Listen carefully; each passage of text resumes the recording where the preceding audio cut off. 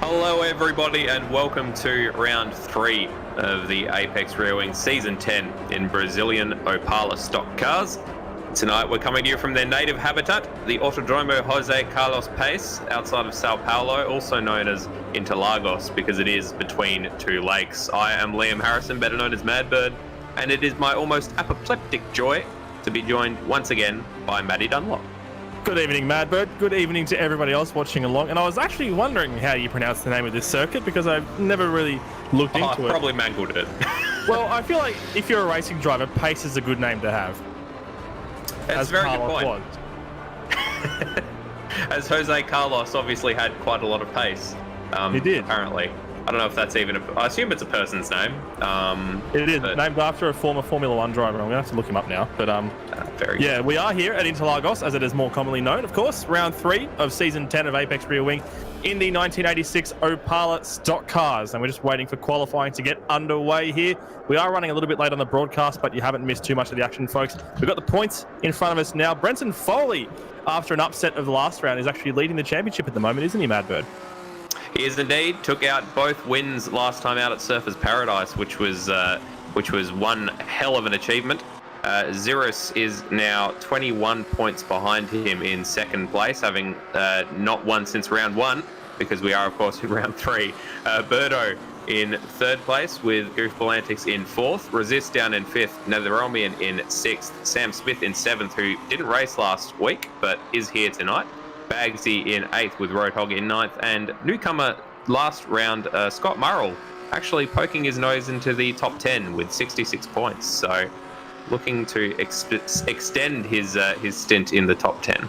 That was including a 4th place finish in the second race in the second Super Sprint at Surfers Paradise as well. Now, we are currently on a practice session that has just started.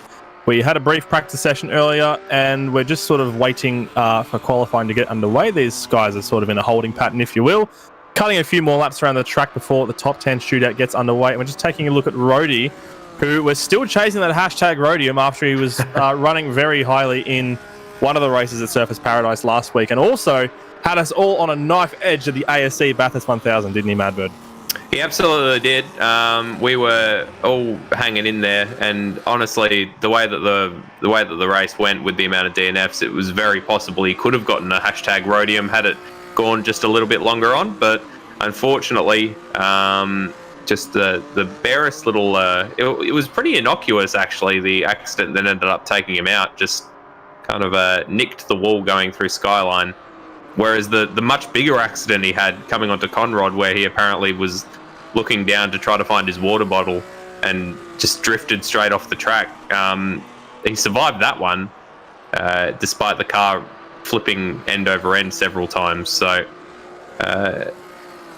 sometimes the damage model in Automobilista can be a bit funky.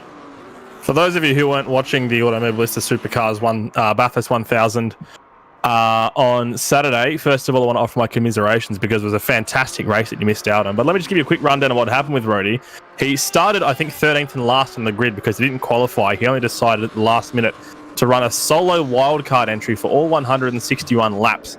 And due to the race of attrition that it was, he went from 13th up to P6 on the grid and made it 99 laps into the race before he unfortunately crashed out. It was a valiant effort, and we were all pulling for him in the commentary box. Yeah, honestly, and being 100% serious, lasting 4 hours by yourself around Bathurst is no mean feat. So, very well done to Rody.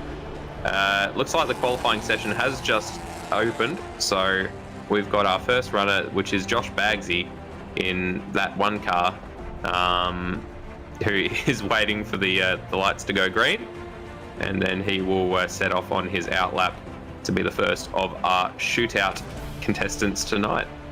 So Josh Bagsy actually did post a practice lap this time around. Normally we've seen him only jump in for the race and not actually take part in qualifying, but he's actually going to give the top 10, not the top 10, the whole field shootout a go.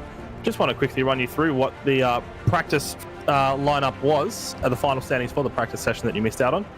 Zirus topped the timesheets with a 1 minute 46.776. That'll be the benchmark for this qualifying session here.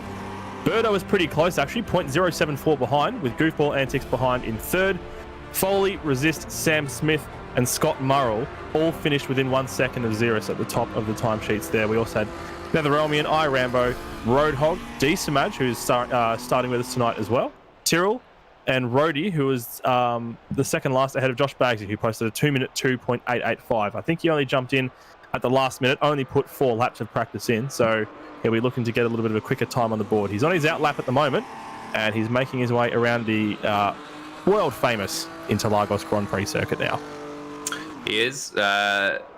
Of those standings, it's quite a lot of changes in the last few minutes, I think, actually, because Brenton Foley and Xeris were sort of trading first, back and forth.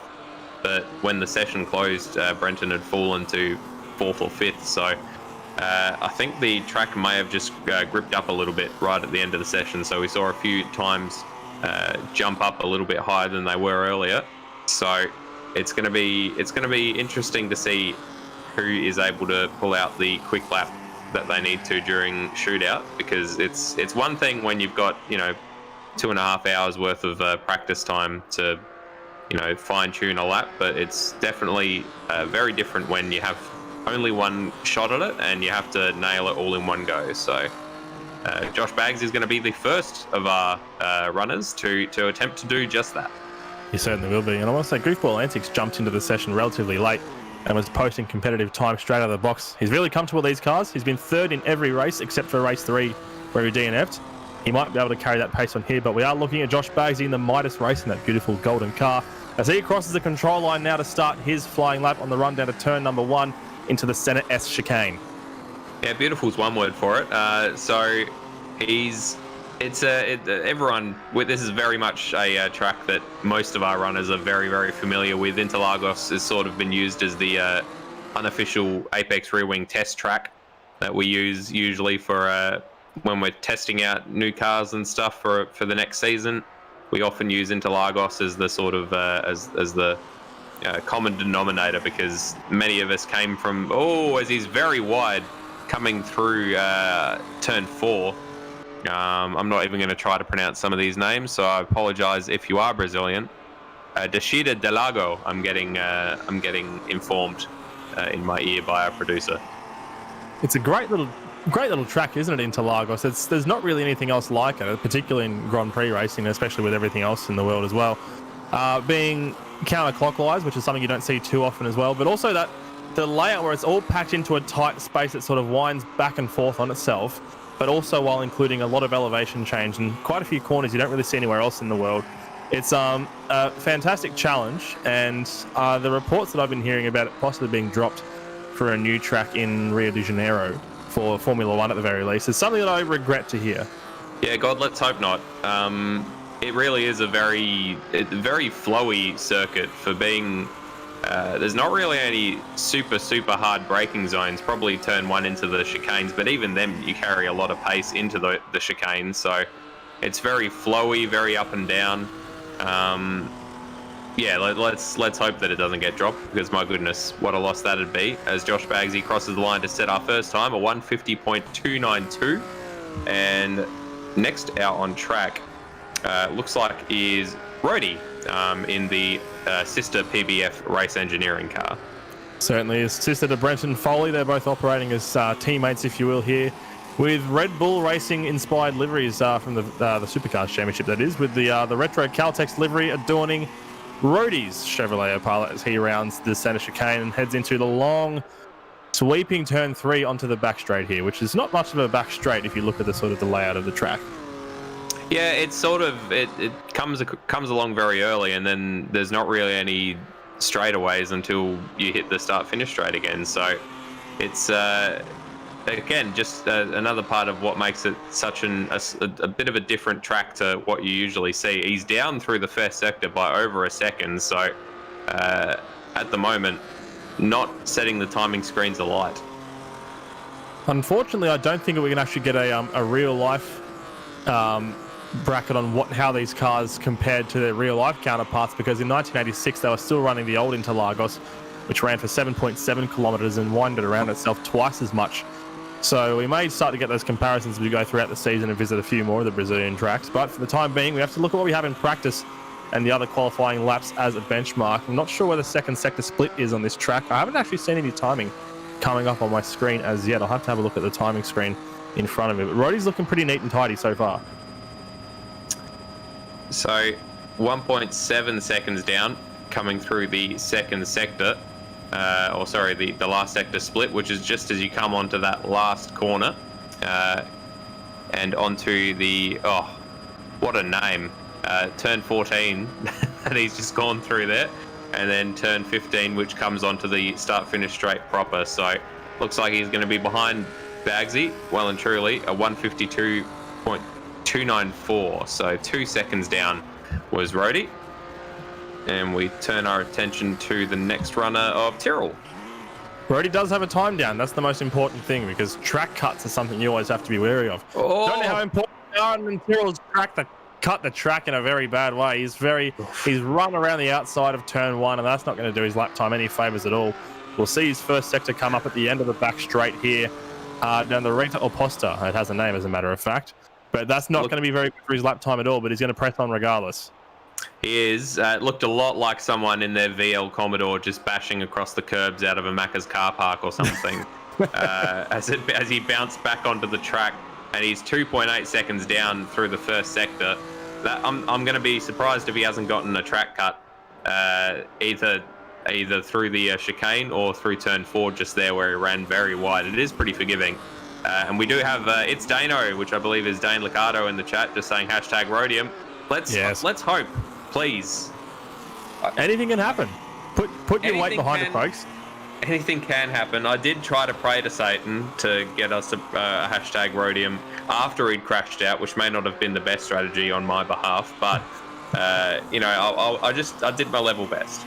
Well, if you pray to Satan after he crashes out, it's sort of a double negative. It is, isn't it? But I would have thought that a Rhodium is such a chaotic evil thing on the D&D alignment chart that that Satan would want to see it happen. Whereas probably Sam Smith winning a race would be the lawful good equivalent. Indeed. Xeris winning's probably just true neutral, because it's Brenton Foley chaotic good. I'll let that one rest, because I get the impression that I'm leaving my co-commentator behind somewhat. Tyrrell was 4 seconds down on his lap. I feel like I'm the only person on the planet that doesn't actually play Dungeons and Dragons sometimes, but that's okay. We got D-Smash out on a lap now. I think our producer's with me there as well, so it's good to know they've got somebody else on this world who has never participated in Dungeoneering or Dragonationing, as they call it. It's surprisingly fun. I recommend it if you have any mates that do it, and they want to let you in on a session. It's surprisingly enjoyable. 2/10 up is D-Smash as he comes through turn 4. Sorry, go ahead. I'm sure it is enjoyable, but I remember my housemate was like, you want to play some D&D with us? I'm like, yeah, sure. And he plonked about 20 sheets of A4 in front of me. He's like, fill this out. So that put paid to that pretty quickly, I think. So we do have 2 Marlboro cars on the track tonight for the first time this season. Both of the Holden dealer team inspired liveries of D-Smaj and Roadhog, with D-Smaj being the first out on track. Hot, if you ask Madbird, who misread that in the first race. We will never ever let him live that down. HDT, also known as Hot Marlboro, it says on the bonnet. But yes, D-Smaj and Roadhog traditionally have shared a team, and it continues for this season. D-Smaj joining us for the first time after doing some excellent camera work for us on the weekend. He was indeed. He was performing some excellent work, helping you guys out for the Automobilista Supercars Bathurst 1000 broadcast on Saturday. It was a phenomenal job by all of you guys in the production team over there, as well as Josh Bagsy, who was in Perth, chiming in with some analysis, as was myself here in Melbourne. But D-Smaj is on a lap here. We've got to commentate this one as he crosses the line. So 149, almost. 148.899, even quicker. 1.393 seconds faster than Josh Bagsy, and he sets the pace so far in this shootout session. And now we've got his fellow teammate on track in the form of Roadhog in the other Marlboro car. Hot Marlboro, as Stairs said, is what you get when you put the wrong end in your mouth. Yep. No filter on this particular hot Marlboro as Rody comes through Curva de Sol onto the. I want to call it the back straight because it's not the start finish straight, but it feels odd saying it when it comes after only 3 corners. Well, the back straight at Daytona comes after 1, so there's that. That's a good point. Almost 0.2 of a second. He's looking pretty good so far, but he runs it wide through turn number 4, Descida do Lago. I reckon we're going to see a lot of that on lap 1 going through turn 4. We're going to see half of the field, I'm calling it. At least 6 cars are going to be off the track going through turn 4, off in the green stuff. Because cold tyres, cold brakes, and they always seem to just use all of that runoff that they possibly can. Roadhog's looking very pointy, I must say, on his lap. The car's very jerky as it goes into the corners. Yeah, it's looking to be a very difficult car to get pointed in the right direction, particularly through that midsection, the second sector here at Interlagos. So we've got a lot of tight and twisty bends with a lot of names that I don't know how to pronounce. And he's up 0.04 of a second, so he's marginally up at the moment.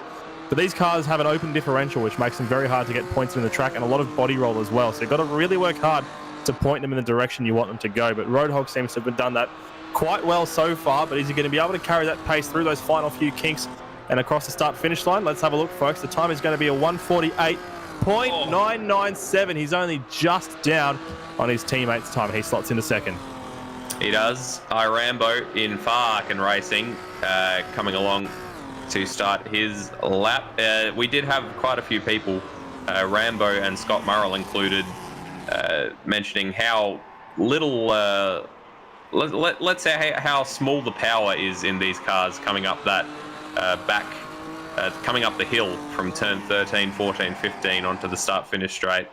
It sounds like they struggle a little bit with that, with coming up that hill. So expect the exit from 13 to be very important during the race. And it's such a tricky corner as well because you've got that off camber going through Junchao. I'm not sure how to actually pronounce that. I listened to it on Google Translate earlier and I've already forgotten. So I reckon it's cow because it looks like cacao. I think you might be right. Which is a safe word. So Junkao maybe, but that sounds almost Asian. Not that that's a bad thing, but just it's not what you expect when you speak Portuguese. Exactly right. So we'll just sort of make it up as we go, I think. So just bear with us. If you happen to be speaking Portuguese, we apologise in advance. And any comments, any corrections on our pronunciation in the chat will be muchly appreciated. Now, this is the important part because he's got a downhill run here into turn 13. Oh, that's a bit of a slide there through the long sweeping turn 12 and another one as well. He's struggling to keep that car on the straight and narrow and sort of hooked up through that corner. You've got to take a late apex through this one to build as much momentum as you can. This will be the second sector split somewhere around here if he hasn't already crossed it, which I think he may have already done. I thought he already crossed it, yeah. I think he did, I just wasn't watching. No, it's only just before turn 13 and I didn't see it pop up, so... He may have a track cut in it. Could be that he's cut the track. We'll see when he crosses the line, but he's only hitting 210 now, and he doesn't have a time, so he indeed cut the track, and that will relegate. Gutted. So he must have cut the chicane, perhaps. He didn't have a first sector time, we're being told, so nothing on the board at all for Rambo, which is a damn shame. Well, he'll have his work cut out for him in the race, but we now have Netherelmian, who's starting his lap as he goes through turn number 2, and he's actually gone a little bit inside the white line there. I'm not sure if that's what it's triggering the track cuts, but we'll see when he gets to the first sector. It's usually Interlagos is pretty generous when it comes to track cuts, generous in that it doesn't give them out easily, not that it gives them out, generously. Nether does have a time through the first sector, which is a 10th up, so looking good for him so far. He seemed to be a little bit tighter there than the rest of the runners so far have been through turn 4. So definitely people aren't getting track cuts there as far as I can tell. Oh, big slide there through turn number 6 as he tries to get on the brakes through 7 and on the run into 8. It's a very interesting piece of track there, and it's a tough few corners to master in any vehicle you throw at it, particularly one like this, which sails all over the track like an asphalt yacht with tyres, if you will. Sort of like a bit of a Brazilian Holden HQ is how I like to think of these things. Yeah, I can see that. It does that. Hence the VL Commodore comparison earlier. It does remind me of sort of a big old Australian sedan, albeit it's a coupe. But it has that shape of an old HQ or an old Falcon of some description. He had a great run through the entry of turn 13 there, but he scrubbed off a little bit of speed. He had to give the apex a couple of goes there.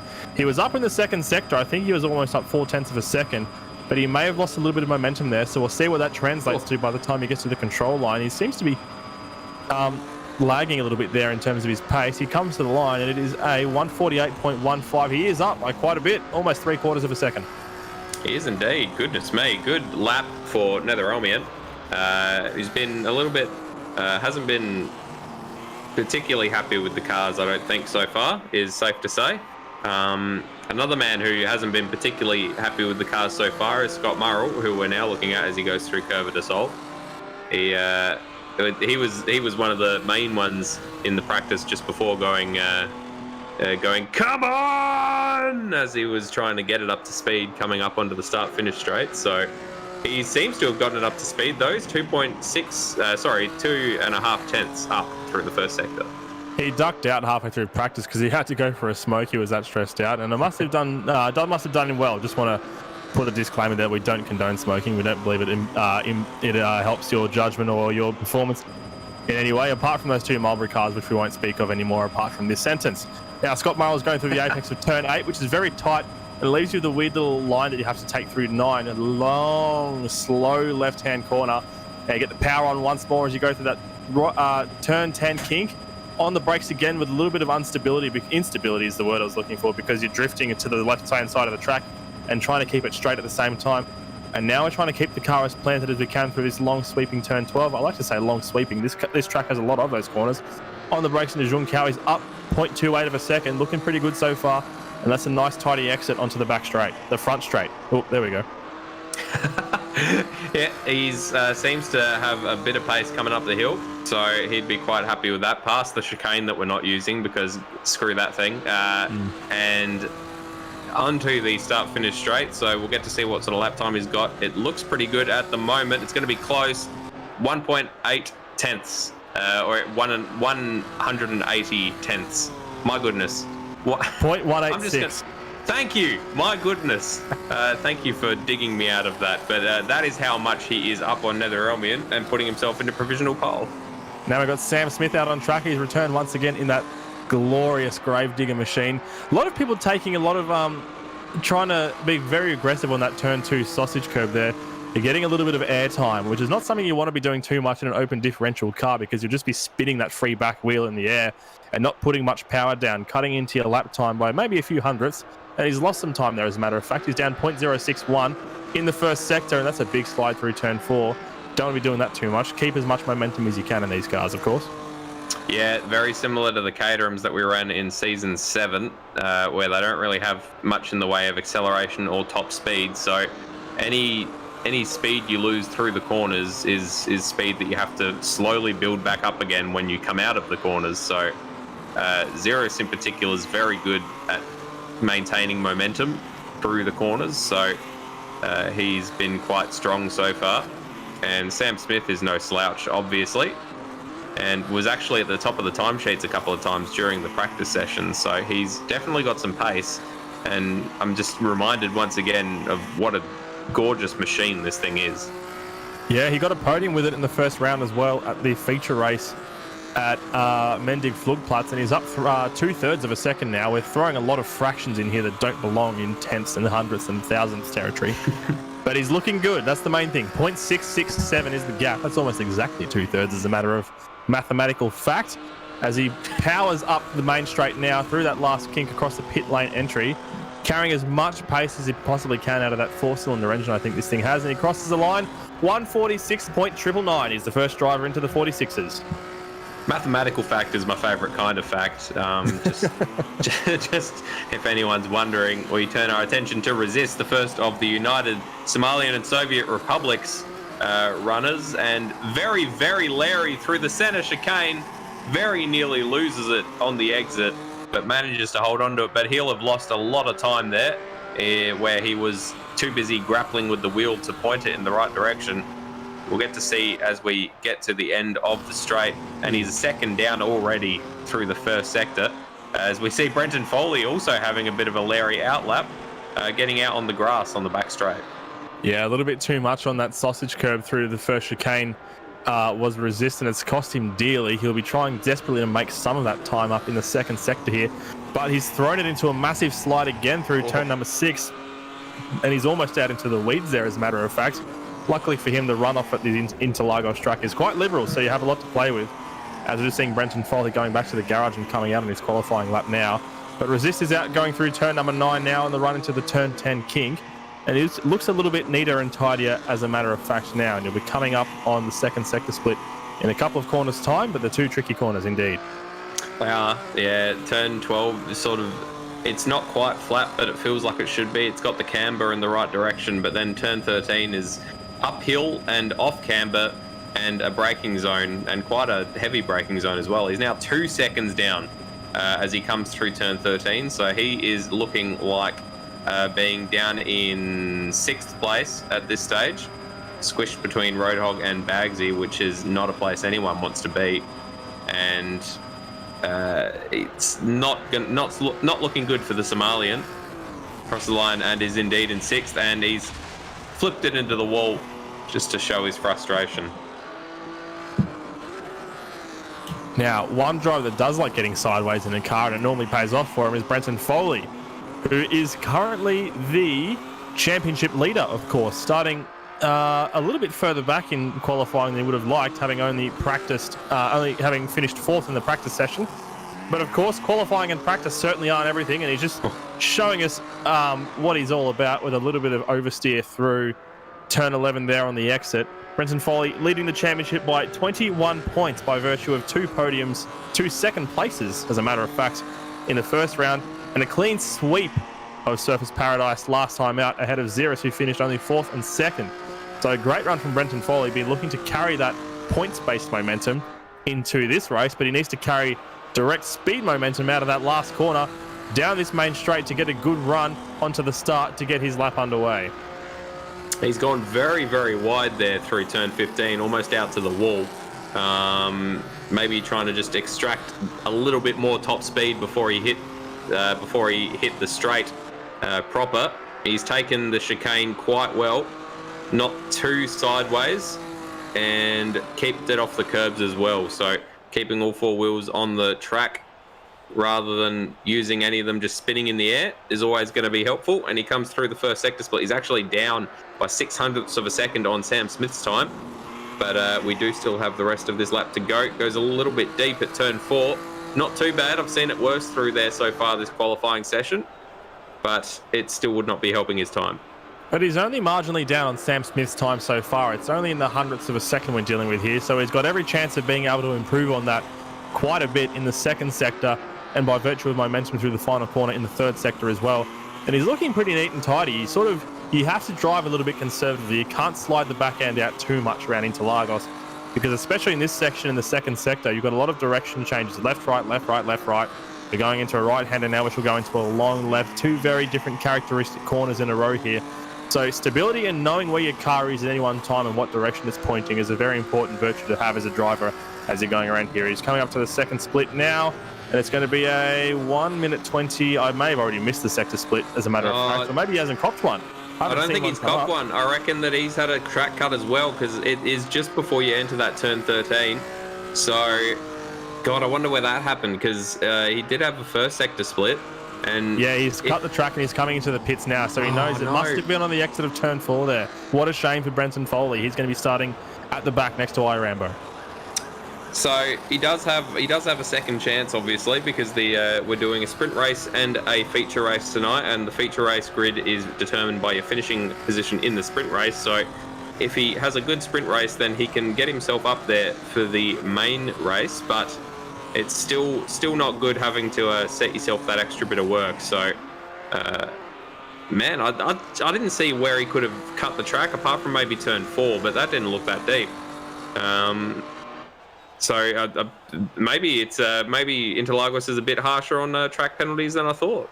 Possibly through turn 4 especially, as we see Goofball Antics coming up now with a margin of 0.113 under Sam Smith's time, so he's looking good, but he slid it out quite wide there. I reckon that white line, maybe the curve as well, is something you have to be careful of at turn 4, because there's a lot of runoff there, but only if you need it, because there's a good chance there if you use some of that runoff to get a good run through turn 5 and consequently through 6 and 7 here that we see Goofball powering through now. So I wouldn't be shocked at all to see the game developers who made this track putting quite stringent track cut penalties on the exit of that corner, which may have caught Brenton Foley out and put him at the back of the grid. But now Goofball Antics is trying not to replicate that. We didn't see him run too wide at turn 4, and he seems to have kept it in between the lines for the most part since then. And he'll be up on the second sector split pretty soon. Yeah, it's looked pretty tidy from Goofball. He's quite comfortable in these cars. And a little bit cocky even after the first round. Maybe it's unfounded. He's a half a second down through the second sector split. First race, he said that he would have been disappointed with himself if he didn't get a podium, and then in the second race, he crashed out. So another podium last week, of course, for Goofball Antics. So definitely isn't without some pace, but at the moment, not being able to match Sam Smith.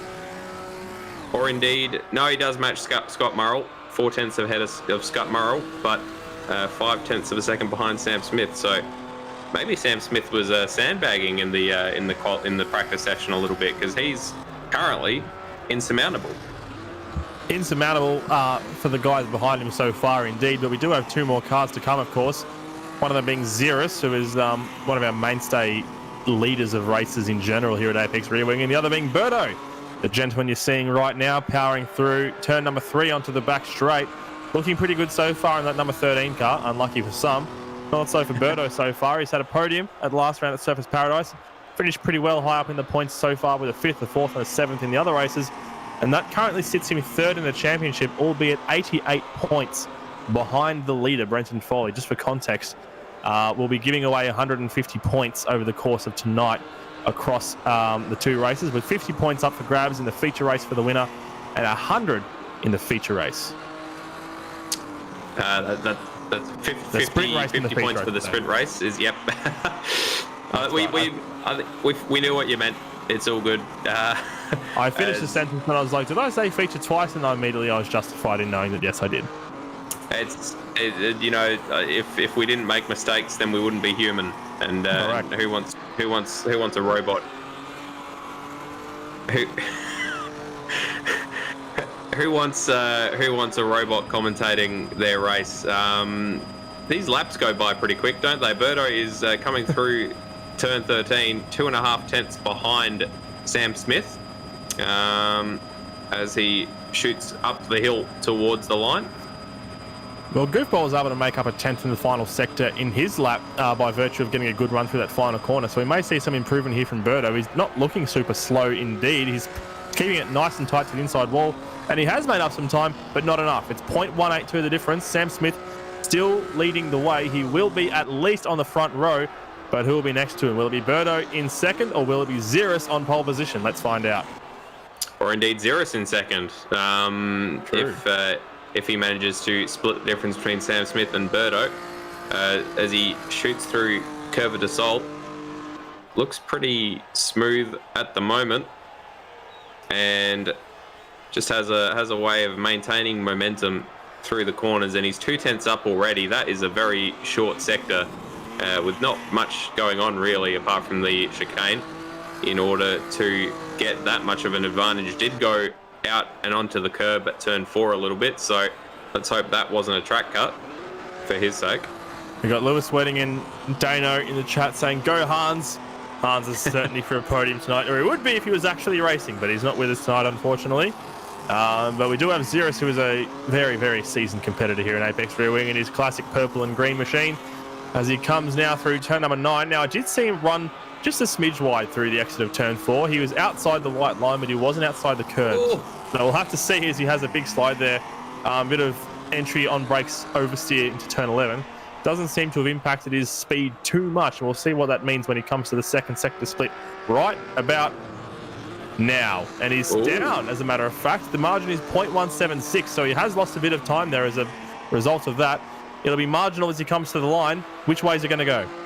He had a bit of a messy run through turn 13, bumped over the yellow sausage curb, which might have meant that he kept a bit more pace because he straight-lined it a little bit, but it could also have unsettled the car. It's going to be pretty touch and go when we hit the line. It's a 4:46.999 he needs to beat, and he hasn't. He's actually not on the front row at all. He is down in third after missing out by 3.5 tenths. So, in the end, a dominant pole position from Sam Smith. No one getting within a tenth of him. My goodness, I wasn't expecting Xeris to be down in third of all places. Still a very good lap indeed, but we're normally accustomed to seeing him first or at the very least second. But that top row of the grid is led by Sam Smith with a 146.999. Ended up being the only driver into the 146 bracket with Birdo alongside, starting on the front row of the grid. So two drivers that we always are expecting to see wins from, Birdo and Sam Smith, but Sam Smith hasn't had a win in quite a while, and Birdo not since last season in the BTCC cars.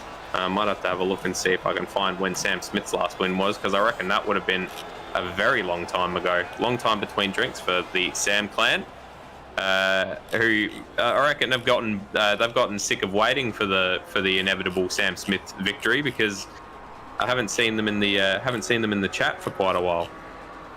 Yeah, indeed. I'm looking forward to seeing the Sam clan again this season, but I haven't seen too much in the chat. Hopefully they're out there having a listen. They decide to jump in and say g'day if you are out there. And whoever is out there watching, of course, it is great to have your company as always. Say g'day in the chat. Let us know you're here. Let us know who you're pulling for. Let us know your predictions. And Madbird, quickly, just before we go to our warm-up, who is your prediction for the sprint race? I don't want to say Sam Smith, because whether people believe in commentators' curses or not, I do. So I'll say Xeris. You'll say Xeris? Safe as houses. All right, safe as houses, I reckon. No, if Xeris gets a good start, I could easily see him just jump from the second row of the grid into the lead.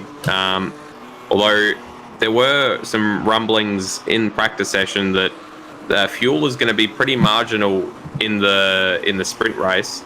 The 20-minute race is going to be quite close on fuel, they reckon, as we see a slow motion video of Desamaj spinning out coming through turn 4. Sam Smith's last win actually round 8 in the DRMs at Algarve. Algarve? Is that what it's called? Algarve. Algarve, yep, in Portimao, either one of those names. Portimao, where I had a significantly less successful race down in 6th. But who cares about that? What about yourself, Matty? Who do you reckon for the top step of the podium? Purely because you decided to write him off for the sake of the commentator's curse, I'm going to write him on. Sam Smith for the win, if you ask me. Oh no, you've doomed him. I have. So Birdo then is now confirmed for the win. So congratulations to Birdo, and we can move on to the future race. You can square that away. Put your house on that. Now, we're just getting ready for a practice start here, folks. We're not getting ready for the race just yet. They like to spend about 10 minutes doing these sort of practice starts to get comfortable with the track, the grid, the racing, the first corner, all that sort of good stuff, and just get those last-minute funnies out of their system, as we like to say every week before the race proper begins. And it's a pretty distant grid here, being a Formula 1 Grand Prix track, of course, so not a massive amount of potential for stalls or race start accidents to catch too many people out, thankfully, and there's a bit of runoff on the sides to play with as well if need be. There is. It's an annoying grid actually, because it's downhill. It slopes backwards, so well, yeah, of course. So it's sloped is what I'm saying. So you have to. You got to keep it in gear and rev it while also keeping your foot on the brake in order to not drift backwards, which can be a little bit difficult for some, as we see the huge plumes of smoke. As Murray Walker once famously said, this circuit has inclines, and not just ones that go up, but also ones that go down as well. But It's also interesting to note that the grid here is set with pole position on the outside, but with a stagger. So there's a little bit of distance back from first to second on the grid, as we see a spin there for Goofball antics to the back of the grid for this practice start here at Interlagos. Sam Smith leading the way onto the back straight for the time being, but that'll be interesting to know if he can repeat that kind of whole shot behaviour at the race start itself. He will have the positional benefit, but not the line. So if Birdo launches well, he could be with a good chance to lead the race in the early stages. I always think that if you've fought so hard to put it on pole, and then you get to the grid and the grid slots are, side by side, regardless of like clean and dirty side of the track, etc. I always think that you must feel a little bit ripped off when the guy that came second starts exactly as far along the track as you. You would think so, wouldn't you? And it causes some weird... I've always thought about things like that and how confusing they can be, because something in a similar vein is those of you who have seen Ford versus Ferrari would know at the end of the race there, Ford staged a dead heat between their two top front running cars to because they wanted a tie to sort of say that they both won the race. But the problem was, because they both crossed the line at the exact same time, they awarded the race to the car who started further back on the grid because he travelled a longer distance in the same amount of time. So Ken Miles, who was leading the race comfortably for most of it, didn't actually get the win, and it went to Bruce McLaren, who of course is a very, very talented driver in his time, as we see Roadhog spearing directly into the fence, losing his bonnet and one of his wheels, which are two of the most common parts to part company with these vehicles I've started to notice.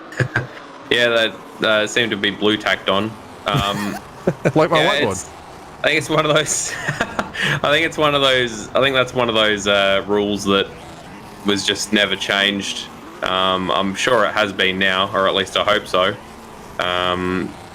It started from a further back grid slot, so technically travelled further, so has thus earned the win, even though really didn't.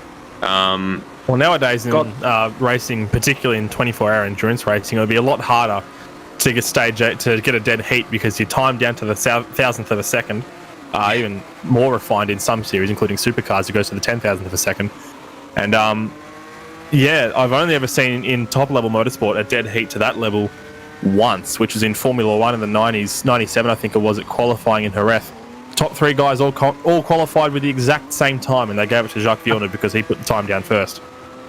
I think that, it's the only time it's ever happened, and it happened to three drivers, not just two, which one of those funny little cosmic things.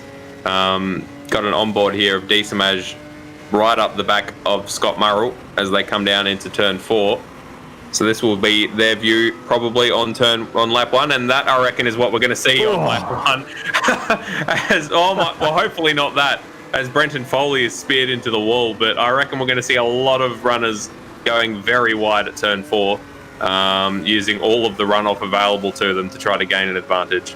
Great shot of Brenton Foley there, getting spun across the track and having his baggage absolutely pushed in as he rear ends the fence there, turning across the track. So hopefully that isn't replicated in the race, but it is always good to see this kind of thing in the warm-up. Hopefully this is replicated in the race. This excellent three-way scrap between Birdo, Zirus and Sam Smith, where Sam Smith's sort of being cheeky and shoving it everywhere he shouldn't be. Little tap on the rear there for Zirus. A little pat on the fanny as they go through turn... Sam Smith's had enough and he's departed the circuit and probably the city at that pace. He was getting a bit of a run up for turn 13, but he misjudged it, and straight into the wall he goes. Still has all 4 tyres though, so well done to him. They got a bit of gunk on them now at this point, I would say. Yeah, they're not the cleanest tyres that have ever been on an Opala stock car from 1986. Can we just quickly acknowledge that chicane and how garbage it is? Which chicane's that? The one on the back straight? Yes. Oh, sorry, the one after turn 13, or where turn 14 is. Yeah. Yeah, I'm not a fan. I remember we ran that once in testing, and I hadn't realised that we were running that particular version of Interlagos, and so I came upon the chicane at a pace because I was expecting it to just be a straight, and it wasn't. And scared the living daylights out of me, to say the least. And ever since then, I've had a bad opinion of it. Did you make it through the chicane without hitting the tyres though? Because the first time I did that, I definitely didn't. I very much doubt it. I can't even remember what cars they were we were testing, but they were something quite quick. and they weren't capable of braking at the brake strength that I would require to pull up before I hit the tires. Scott Morrill getting stuck in there. As we're seeing Resist tumbling across the track. He checked Goofball antics off to the left, Xeris off to the right, and Goofball's found himself in the fence. Roadie's just been cleaned up in the process as well. Geez, they're getting more like demolition derbies with every consequent restart we're seeing, and Roadie is missing a wheel and a bonnet once again. We're just going to see a replay of that whole kerfuffle now. That is one hell of a kerfuffle. Looked like Goofball Antics and Xeris sort of bumped off each other, and then Scott Morrill into Resist. Lovely slow motion work there, as we see Scott Morrill oversteering coming out of the chicane, which is an interesting accident to be having. And there goes Resist launching nicely out of the way of Roadie, which I'm sure he was quite happy about. Until he got hit by, I think, Scott Morrill again coming back onto the track after he spun. So wasn't quite out of the woods, unfortunately. But they're out of the woods in the sense that this is a practice session. Damage is repaired instantly when you get back to the pits. And all's fair in love and war. These cars do... Now, since you've said Demolition Derby, these cars do remind me a lot of the cars in the PC game, Demolition Derby 2, that I took a lot of pleasure in back in the early 2000s. Which I think they were just complete stock cars, so that would make sense. I'm afraid I'm not familiar with the game, but I do reckon they kind of looks like something, and they definitely sound like something you'd see in Wreckfest, which is a game I imagine is along a similar vein. It wasn't a particularly good game, but I was poor, and it wasn't like now where I've got a Steam library of 500 games that I probably haven't played, and every night I'm like, oh, I don't have anything to play. Sorry, I just want to apologise. You said you were poor, and my first instinct was to chuckle. I take that back. Well, not all of us can be bourgeois like yourself, Matty. But I don't hold it against you. Look, I don't know if my bourgeois is being held in an offshore account somewhere, but I'd like access to it as soon as possible because I don't see it anywhere around here. I would like access to my bourgeois, please. I'd like to withdraw from my superannuation bourgeois account. Obviously, if you were that bougie, presumably you could have afforded a whiteboard stand that wasn't your housemate. Yes, this is true. You've just reminded me how poor I am. Oh, that was pretty big. That was an accident at pace, to put it lightly. But he's done quite well to continue. Oh, never mind. We cut to him stranded with 3 wheels on his wagon off the side of the track. Oh, it's a shame we missed it in practice because we weren't broadcasting. But Goofball pulled out of the pits with 3 wheels on his wagon somehow. I don't know how he managed that, but I would have thought the damage would be repaired as soon as you go back to the garage, but evidently not.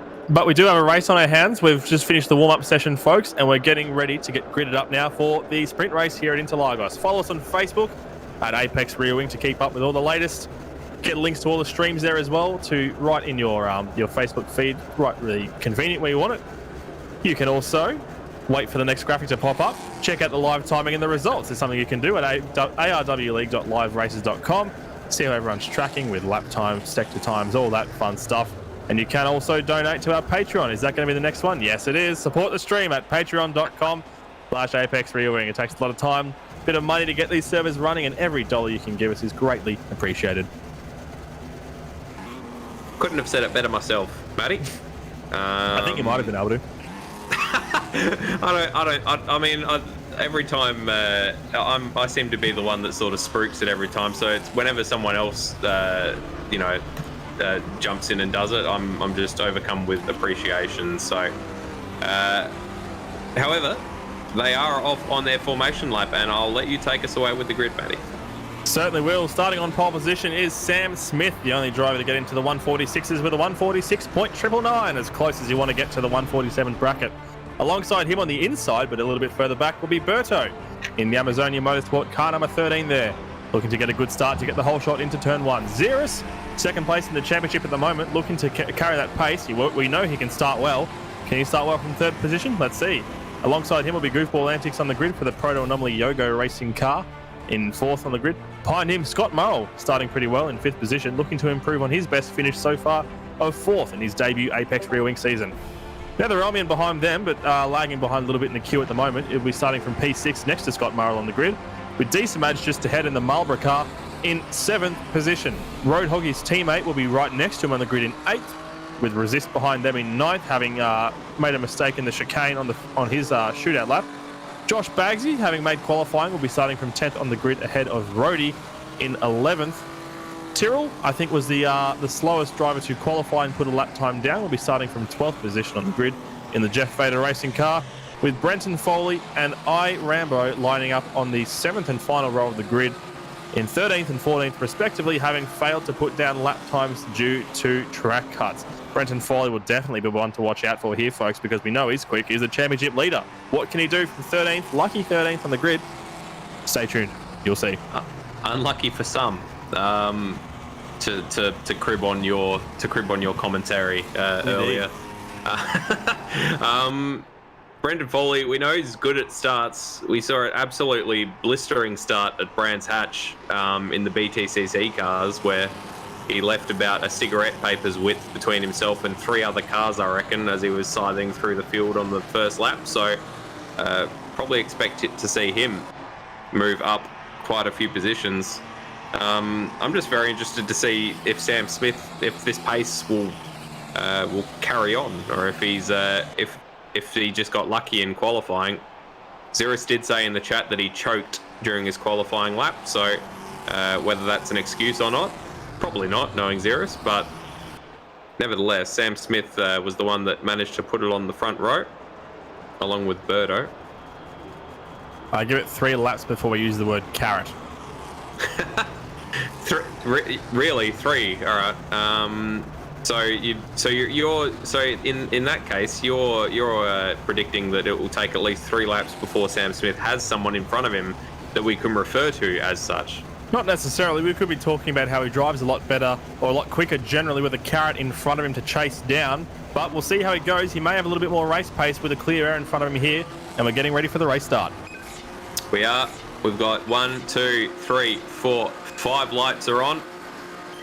And they're out, and we are racing here at Interlagos. So it's a good start from Sam, an even better start from Birdo, actually, who's slowly sneaking up on him. Xeris trying to come around the outside as they come down and into the chicane, but Sam covers that off quite well.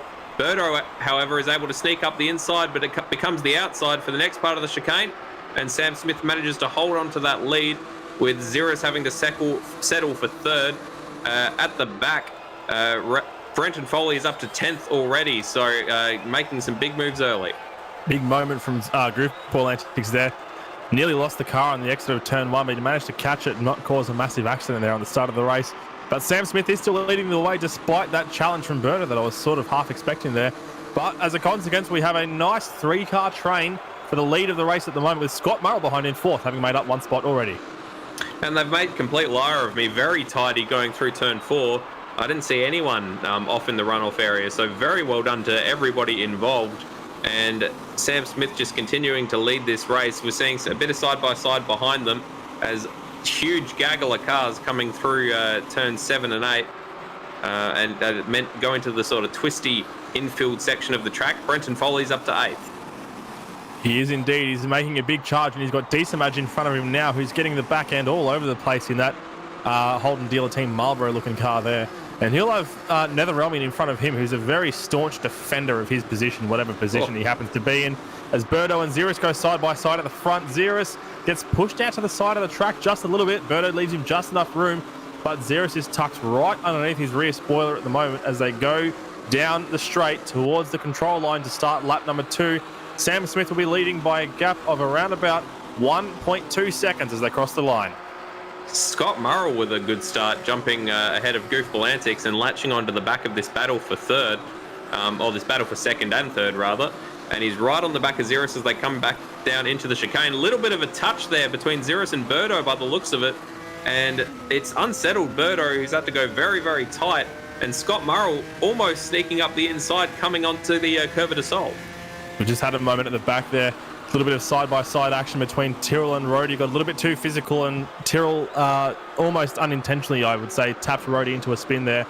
Local yellow flag briefly, but no safety car just yet.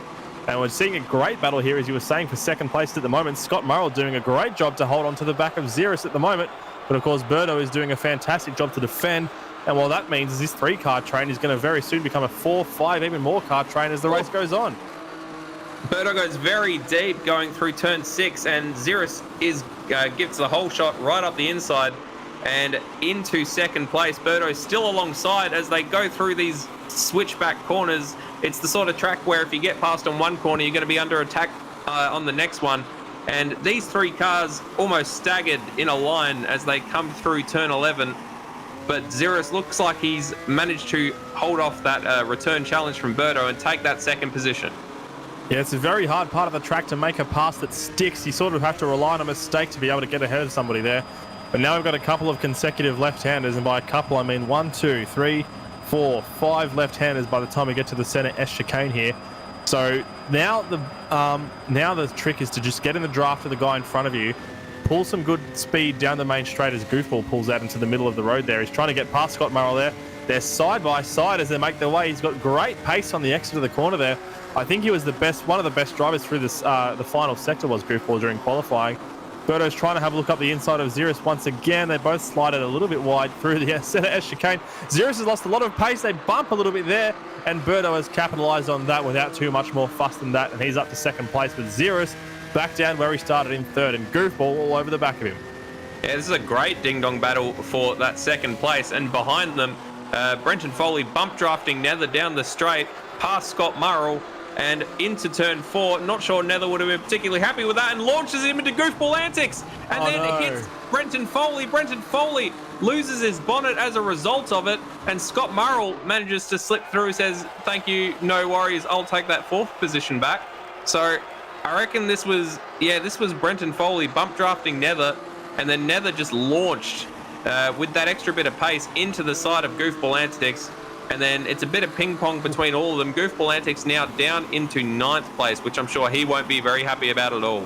He was so close to being collected by one of the Marlboro HDT cars as well. He was very lucky not to get cleaned up there. But he is all the way down in 9th position now, which is such a shame for him. I don't think Nether could have really done much about it. Like you said, he was being bump drafted by Brenton Foley there, who now finds himself up into 5th already, 8 spots up from where he started.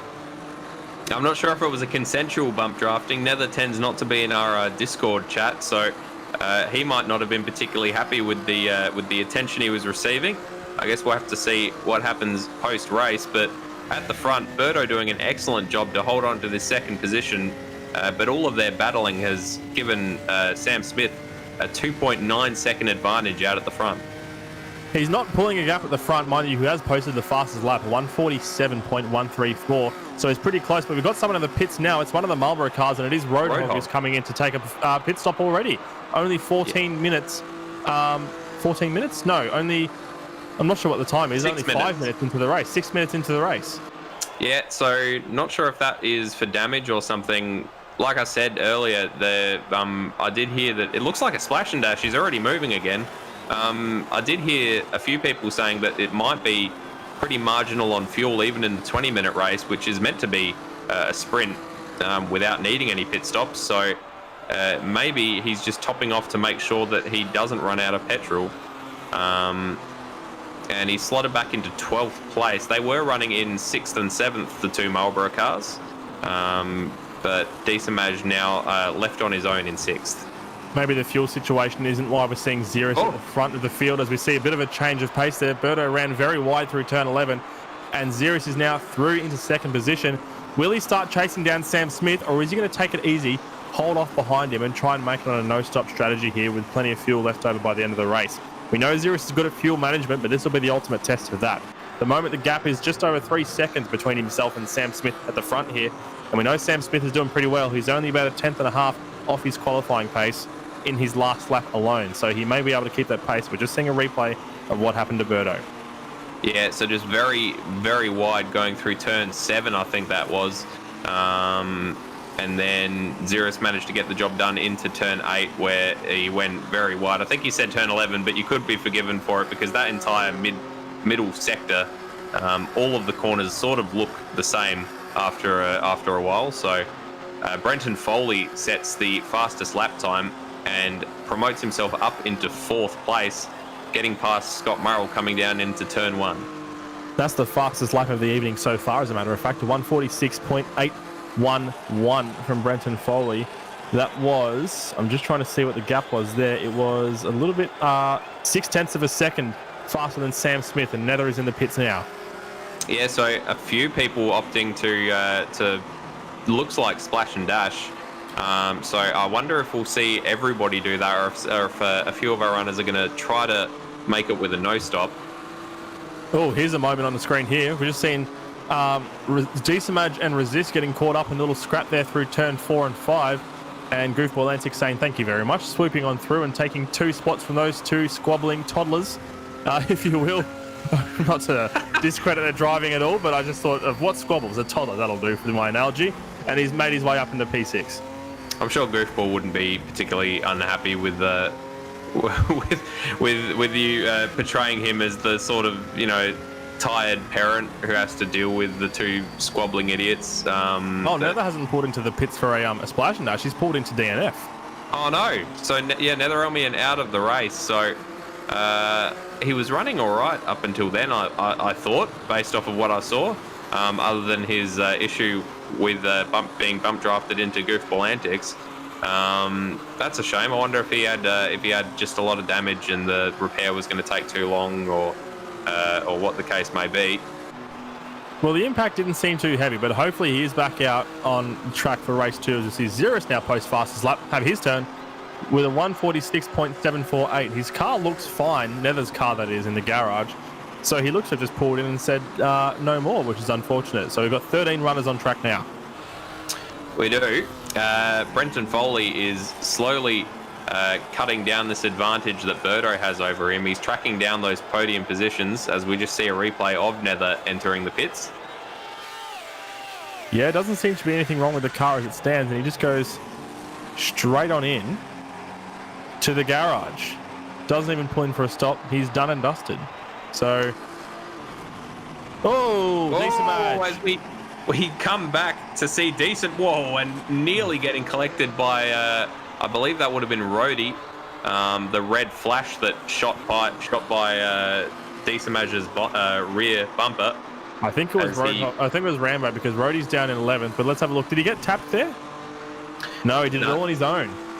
All by himself. Rambo just shot past the inside there, and Decimage found a good bit of traffic to get back on, so he only lost the 2 spots there. Did quite well to avoid him, Rambo. It looked like he was going deep himself, and we see Tyrrell going off and doing very well to keep it out of the wall, actually. Quite stylish. Not sure where that is on track. I think it's down at turn 4. Yeah, coming onto turn 5. So it is. Very well recovered there for Tyrrell.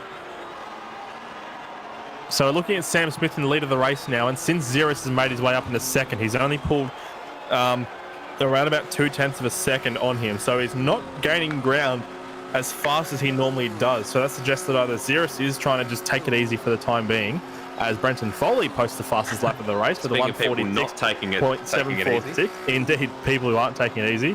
And Sam Smith looking very comfortable in that grave digger up the front. And now Brenton Foley finds himself only 1.2 seconds behind Birdo in front of him. So he might be on track to pass, to get close to Xerus and even pass him towards the end of this race. This will be a great battle for the podium spots. 8.5 minutes left to run plus a lap. So once the timer elapses, we have 1 more lap. Foley he's locking up the inside tire pretty much on every single corner. So he is absolutely driving the heck out of that thing. Gap is now down to 1.3 seconds between himself and Birdo, who also gets a lock-up coming through Ferradura, turn 6. And Birdo's still trying to put the pressure on Xerus. He's only just behind him, which is playing into Brenton Foley's hands because he's having to not take the ideal line. And just a good little onboard shot there from Brenton Foley was following him.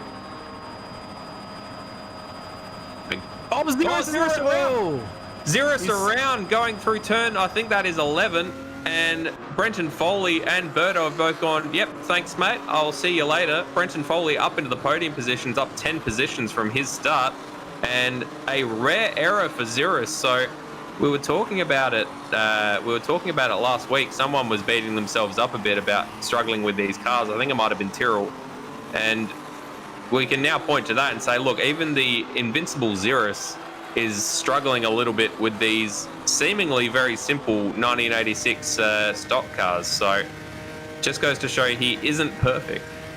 Yeah, completely uncharacteristic of Xeris, because I've always said that whatever car and whatever track you stick him in, he's always going to do well. But he seems to be struggling just a little bit with these 1986 Opalas. Of course, the season is still a long way from being done, of course. This is only one race out of, I think it is 22. No, it's even more. It's I'm not even going to count because there's some rounds that have only one race here. So there's quite a few races to go. I'll say that much. And That'll Xeris, that will do indeed. And Xeris is he's sliding all over the place because now the pressure's on him to try and catch onto the back of Brenton Foley once again. And he's fallen off by the tune of half a second already as Foley tries to catch Berto in front of him. Berto now with some clear space, and credit to Berto. I think that error was forced because he just continued to put pressure on Xeris, where Xeris probably not really used to that because he often just clears off in the lead. He vettles it, as it were. And Berto did quite well. He fell back by about a second, but managed to claw it back and then kept Xeris under pressure. Look at all of them are locking their front left as they go through turn 11, which is Bico de Pato, probably mangling that. And through turn 13, Berto leaving a lot of tyre on the track as well. Yeah, it's interesting because now they've fallen back off the back of Sam Smith to the tune of about half a second in total, because Xeris's gap was around about 2.8 seconds, and now that's opened up to 3.3 as a result of him falling back and Berto assuming second place. So Sam Smith is still motoring along just fine in the lead of the race at the moment, but now we've got a pretty tight battle. Xeris is trying to catch up to the back of Foley, but these three are pretty similar in terms of pace. They're just sort of sliding at certain corners, differing corners here, which is encouraging a little bit of catch-up action, a bit of rubber banding bouncing around in terms of their gaps, if you will. But now Berto is actually starting to pull a little bit of a gap. So that's almost a second over Brenton Foley as they go down the back straight. So he's got a lot of pace behind him, and he'll be hoping not to make any mistakes of his own to hold on to that second place and hopefully push his championship prospects up a little bit as well. Yeah, Foley with a very messy turn 1 chicane, just was bumping all over the curbs. I think he was trying to go a little bit defensive against Xeris, which was not the quickest way to take those corners and has resulted in that gap that you alluded to. I think he'd be pretty happy with third if he keeps himself ahead of Xeris, because he will, of course, extend that championship lead if he finishes ahead of Xeris and put himself in a good position for the start of race number 2 tonight, the 40-minute feature race. But Xeris putting a lot of pressure on him and trying to go down the inside at turn 11, and Brenton Foley gives him just enough, just about a car's width, but pretty much only that. Xeris has spent almost the entire lap with his nose right up Brenton Foley's rear bumper like a dog meeting a new dog at the park. And he's trying his best to get past him, but he's not being able to get through there. I was just cycling back through the replays and seeing that we have Tyrrell, who is DNF from the race as well. And I think he's just had enough and packed it in, as a matter of fact. I'm just going through the replays. He had a spin at turn 1 and decided to willingly spear it straight into the fence as a result of that. So now we have 12 runners on track with Josh Bagsy currently at the back of the pack. And we've got 3 minutes 35 left on the counter. Big slide for Brenton Foley, and Xeris says, hello, that's just the invitation I need. But Brenton Foley's like, no, you don't. Takes advantage of the flip-flop there to keep his position. But now Xeris is pulling alongside as they go through turn 3, down the back straight. It is a drag race as Berto streaks away ahead, licking his lips because he's got a nice battle unfolding behind him with a gap opening up as well. And Brenton Foley stays in front for now. They both run it pretty wide through turn 4, get a decent run through 5, and let's see what happens if Xeris can possibly... Oh, we've got an incident at the back there. It's Goofball Antics. He's been spun around there. I'm not sure if that was contact made or did he outbrake himself. I'm just hearing from the producer that he outbraked himself there, trying to get past Scott Murrell there into turn number 4. Let's have a look. Oh, he had to take evasive action because he left it too late. He didn't want to rear end, but he ended up just collecting him anyway. What a shame that is for Scott Murrell and for Goofball Antics as well. Not sure what that's done for Scott, as he hasn't lost any spots there. Has the Banco de Bogota car that Scott Murrell is driving in 5th position, but he does now have resist all over the back of him. And speaking of people having other people all over the back of them, Brenton Foley and Xeris. Specifically, someone in the Xeris and Resist Brotherhood. Although I was looking for a way to make that work, but I couldn't make it come out of my mouth, so I just flubbed whatever I said. But now we've got side-by-side action here between Brenton Foley and Birdo, who's dropped back as well. A horrible turn 13 for Birdo off in the grass, which this is such a long uphill straight that not even a straight, it's 3 corners actually, but you're basically flat chat for the entire thing. If you get a bad exit onto the hill, then you really struggle to keep your pace up.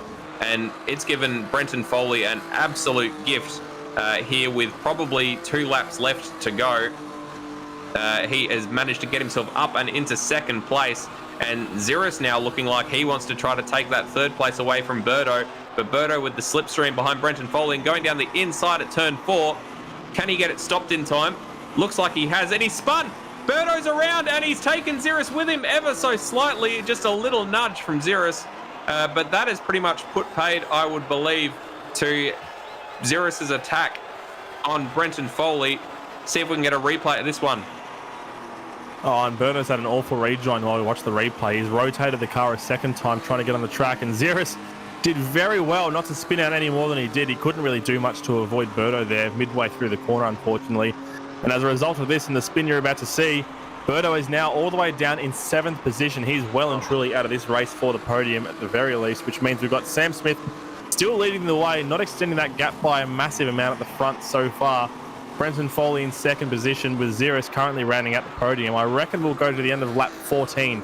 By the time Sam Smith crosses the line, we'll still have a handful of seconds left on the counter, like when you decide to turn the microwave off a little bit early because you're getting food at midnight, don't want to wake your housemates. And we will run to the end of the counter will elapse. The counter will elapse. It will be the end of lap 13, as a matter of fact. So the counter will elapse at the end of lap during lap 12. Sam Smith's in the pits. Unbelievable. Oh, no.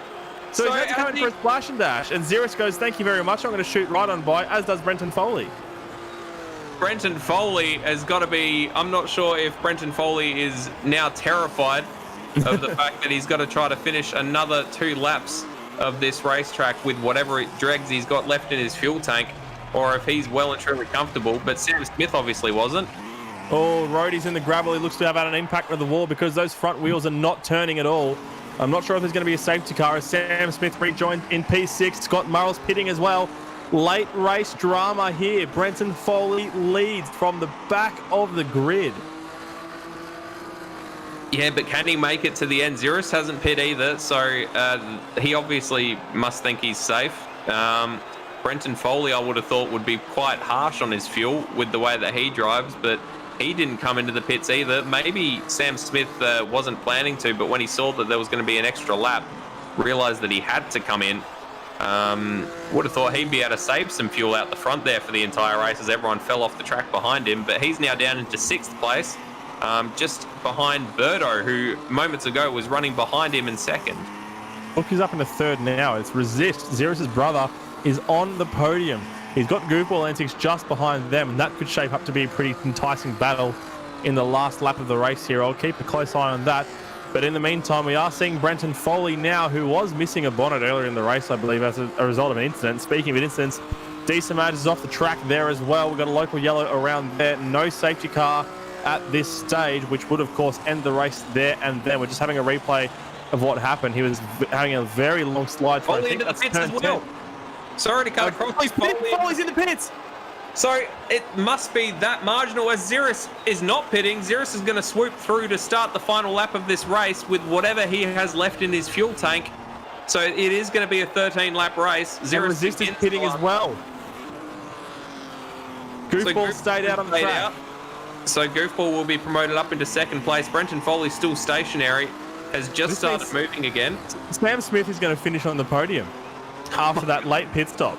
Unbelievable. So now the race order is Xeris, who is not pitting, ahead of Goofball Antics, who is copying the same strategy, with Sam Smith 13.1 seconds behind Xeris there in the lead as a result of being the fastest driver to have pitted. Brenton Foley rejoins in 4th position ahead of Resist, who will come out in 5th. Birdo and iRambo are also pitting as well, all the way down there with Roadhog shooting past to take what would be P6 if he can stay on the track as well. Super late race drama. I can't believe this at all. They weren't wrong when they said there'd be marginal. Decent is pitting as well. I'm not sure what else is going to happen. Roadie's coming into the pits. Geez, what's happening at the front? Zeros is all on his own once again. Roadhog was the first of our runners to pit. He pit way back on lap 2 or 3 or something, so he must have realised well and truly he wouldn't have been able to make it. It's paid off for him up into 6th place from his start down in 8th. And Xeris must be... I'm trying to figure out how much fuel there must be left in that tank. I know Goofball Antics last week at Surfers Paradise during race 1, I believe, said that he had 300 millilitres or something left of fuel as he came onto the start-finish straight and had to coast across the line. So he's well and truly used to running out of fuel or leaving it to the very end, Goofball Antics. Xeris coming around the last couple of corners now. We've got an onboard of him. Is he going to peel into the pit? No, he isn't. And he's going to cross the line to take his first win in 2 rounds. The first win here at Interlagos for Xeris. Great win there from Xeris. Was able to pull the no-stop strategy off. Goofball Antics crosses the line in 2nd. He's back on the podium once again, trying to make up for that DNF in the feature race in the first round here. And he'll be pushing his way up the championship order as a result of that, I'm sure. Sam Smith will be absolutely chuffed to finish in 3rd there as well after that late race pit stop, with Brenton Foley 4th, Resist about to cross the line in 5th position, and Roadhog, the first of our pitters, coming across the line in P6. Where did that come from? That was... I was like, when I heard that it was going to be marginal, I thought, you know, they would have done it before, you know, lap 12, I think Sam Smith dove in. And speaking of Sam Smith, Matty, I think you might have him. I certainly do. I'm going to start talking to the podium sitters now, starting with our 3rd place getter, Sam Smith. Congratulations, mate. I must admit, I kind of wrote you off a little bit there when I saw you duck into the pits with just a handful of laps to go. Were you trying to make the no-stop strategy work? I didn't actually know what I was doing. I thought if by me going in, everyone else would have done the same thing, but no one did.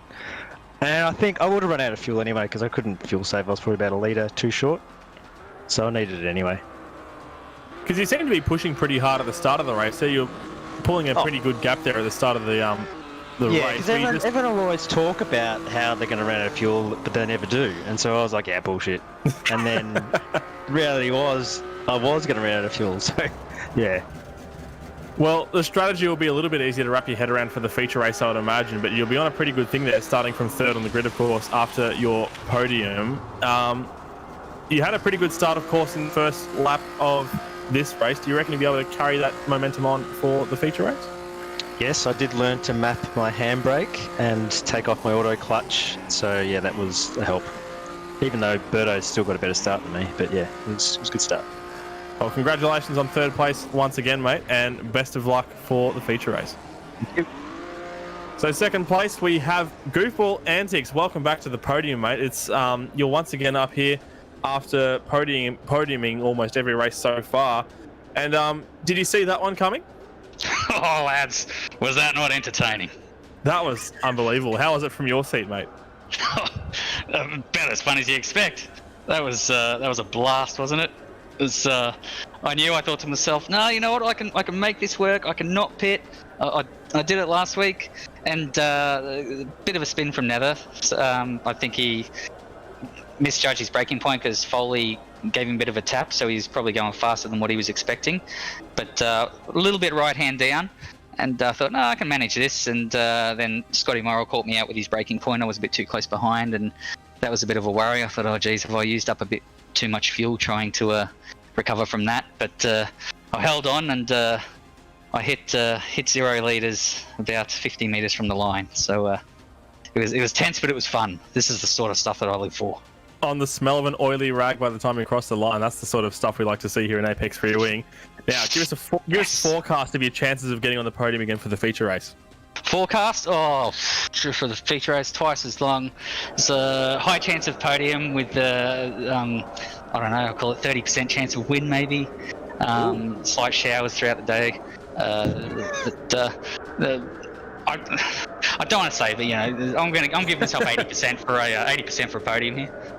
80% for a podium. You heard it here first, folks, and congratulations to you again, once again, for second place. I think you've moved up to the... I'm not sure where you're sitting in the championship. You've moved up, you've pulled the gap a little bit closer, and you're still in fourth in the points, but you're making your way up. Congratulations on second place once again, mate. Oh, wishy, thank you. And to our winner for the first race here at Interlagos, Xeris, running in third, having a fantastic scrap with Brenton Foley and Berto throughout the race there. We've always seen that you've been pretty good with your fuel saving, but did you have it firmly in your head that you're going to make the no-stop work? No. Yeah, that was part of the seat of our pants for, I think, everyone. We didn't really expect it to be quite that bad. We knew it would be tight, but yeah, I had it in the back of my head for the whole race that I need to use under a certain amount, and I might be okay. But of course, when you're actually racing people, you tend to forget. So I got extremely lucky, I think. Yeah, particularly seeing as you had a little bit of a moment through one of the hairpins there. What happened there? Not really sure. I guess I just snatched the rear brake maybe, and I don't know, the back just came around. So luckily, it wasn't too bad of a spin, and I recovered fairly quickly. So yeah, it was pretty good. Well, they'll be scrapping with most likely Sam Smith, Goofball Antics, and the guys at the front once again. How are you finding the battling in these cars around Interlagos, side-by-side racing? It's classic Interlagos in non-downforce cars. You can just be side-by-side at every corner on the track. So it's really, really challenging to actually try and pass somebody. Well, you'll be starting the feature race from pole position as a result of your win here. You'll be on the outside of the grid, but you'll have a little bit of a margin as a result of the stagger. Do you reckon that'll be to your detriment being on the outside, or do you think you can make it work? I don't know. We'll just see how it goes. You certainly will. Congratulations, you got the win once again. You're back in the lead of the championship by 3 points. So congratulations, Xeris. Thank you. And congratulations again to all of our podium sitters. Madbird, that was race 1, the sprint race here at Interlagos. What are your thoughts, mate? My thoughts are I'm loving Goofball Antics' podium interview persona that has emerged this season. It's is very entertaining. No, but what a cracking race! Oh my goodness, side by side action throughout the entire bloody thing, and at the pointy end no less. Lots and lots of battling, and then the sort of pulled the rug out from under us in the last couple of laps when everyone suddenly decided they needed to swing into the pits for some fuel, apart from Xeris, of course. So yeah, goodness, didn't that shake up the results? It really did, and it's going to make this feature race a little bit more unpredictable, because I'm not sure if it's twice the distance. I imagine they'll be able to make a 2-stop strategy work. Yeah, maybe 2 stops. Yeah, 2 stop, maybe 3. Be a little bit of variance here. Be interesting to see what the drivers attempt, but we will have a 10-minute warm-up session before then. Yep, so just another little opportunity for them to sort out the order for race number 2. Obviously, have to set it to the finishing positions from race 1. And just a little bit more practice time for them. But while we've got a couple of minutes, I've got an empty water bottle, and we've got some excellent footage of your fine self doing a Tim Tam slam that we're going to overuse. My beautiful assistant Mel has had a bit of a brainwave, so the idea is that I do the same as I did before, bite off the ends, and then I just sort of give the insides a bit of a swizzle with this meat skewer. And see if that maybe helps the hot liquid travel up the Tim Tam a little bit more. So let's give this a go.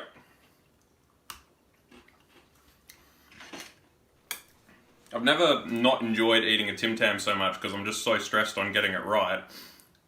Alright, this is a very delicate operation, so I've got to... It's definitely softer in the middle. Alright, so as you can see there, the Tim Tam is entirely impaled on the swizzle stick, so I'll give it a bit of a wiggle around. Right. So there's definitely Definitely a bit of a hole in there now. Can't waste any chocolate. Now let's see if that assists the hot beverage with travelling up the Tim Tam, and if I can effectively slam it this time.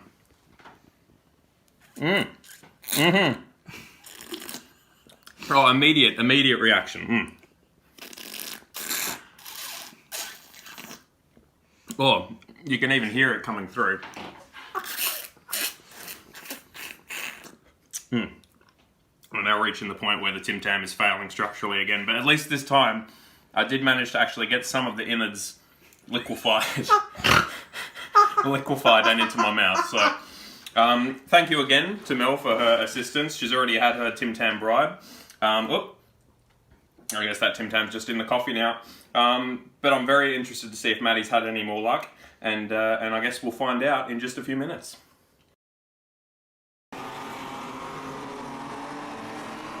Welcome back.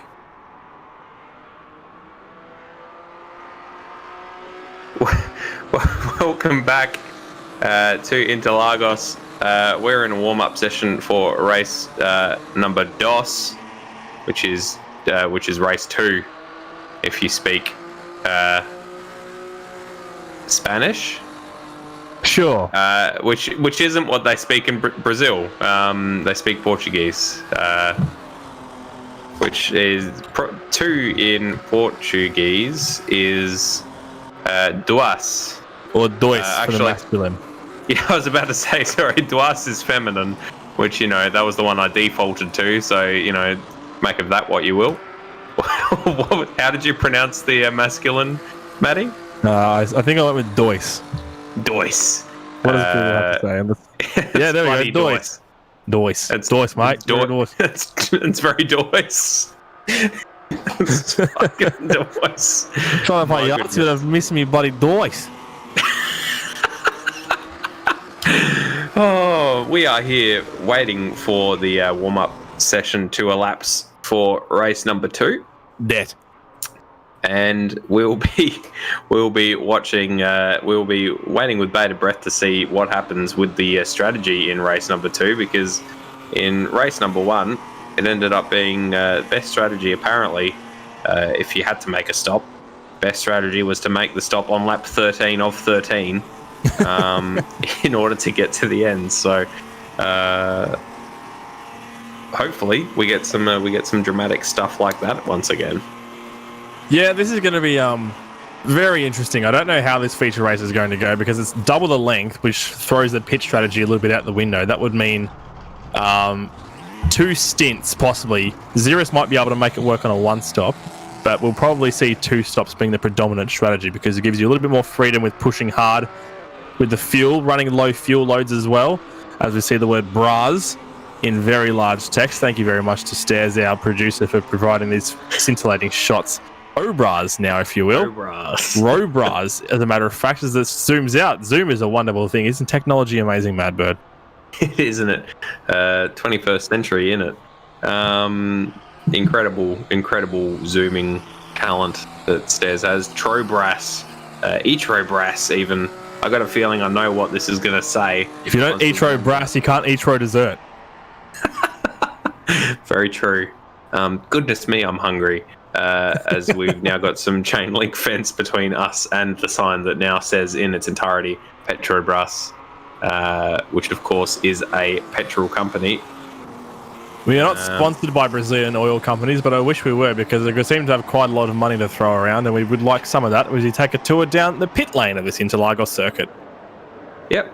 Yeah, they've got however many billions of dollars. I'm sure they could spare, a 6-pack a week for us. Come on, Petrobras.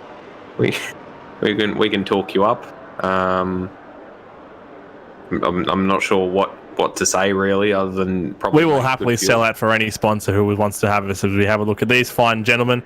The one on the grey shirt does not look impressed at all with whatever he's just seen, or maybe smelt, given the blasé nature of the gentleman beside him. Is looking to pretend that whatever has just happened over there, if it has happened, didn't happen. So I'll leave that up to debate. Quite a bit of height difference between the two of them.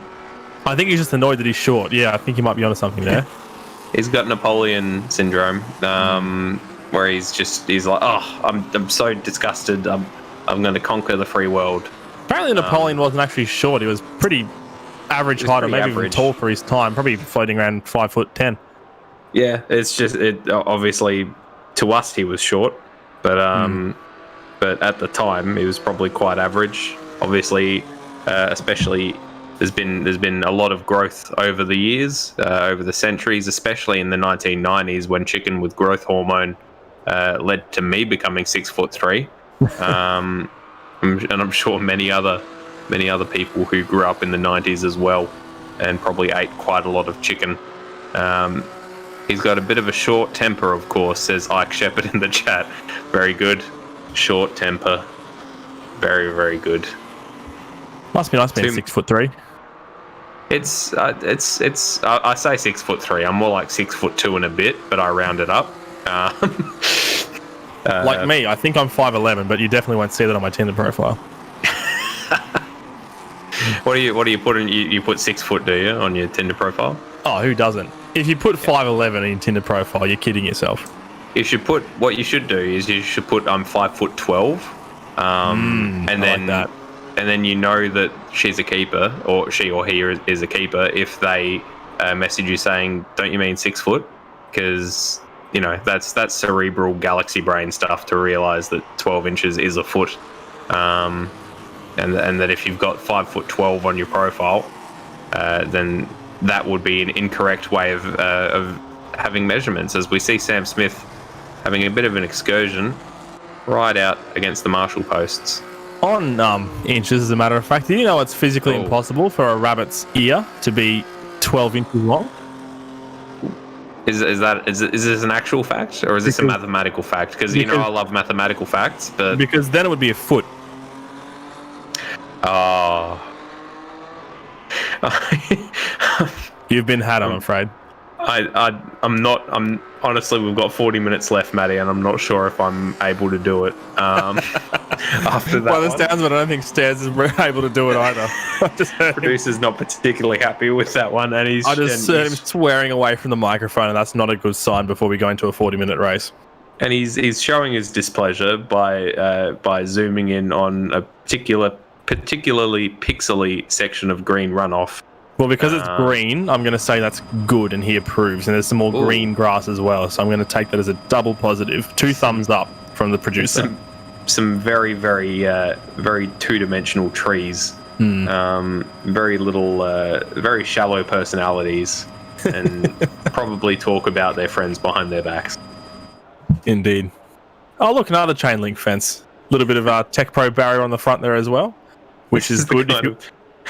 Scintillating commentary you can expect from us here at Apex Rear Wing. This is the kind of hard-hitting journalism we're all here for, says Ike Shepherd in the chat. I agree, mate. I'm glad someone agrees with us. Scintillating commentary and hard-hitting journalism. There is the town of whatever town happens to be alongside. Is it Sao Paulo? I would have thought Sao Paulo would be bigger than that. Is Interlagos is within Sao Paulo, I'm being told.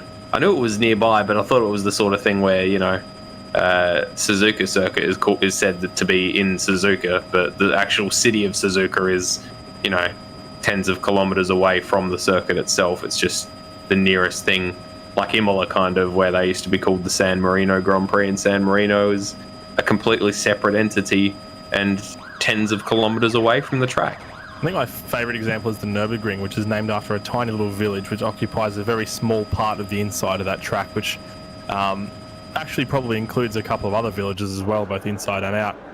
If you want to hear more of this crap talk throughout our broadcast, you can follow us on Facebook at Apex Rear Wing. You can check our live timing if you want to watch something as well on a second screen. Maybe check on the sectors, the times, arwleague.liveraces.com.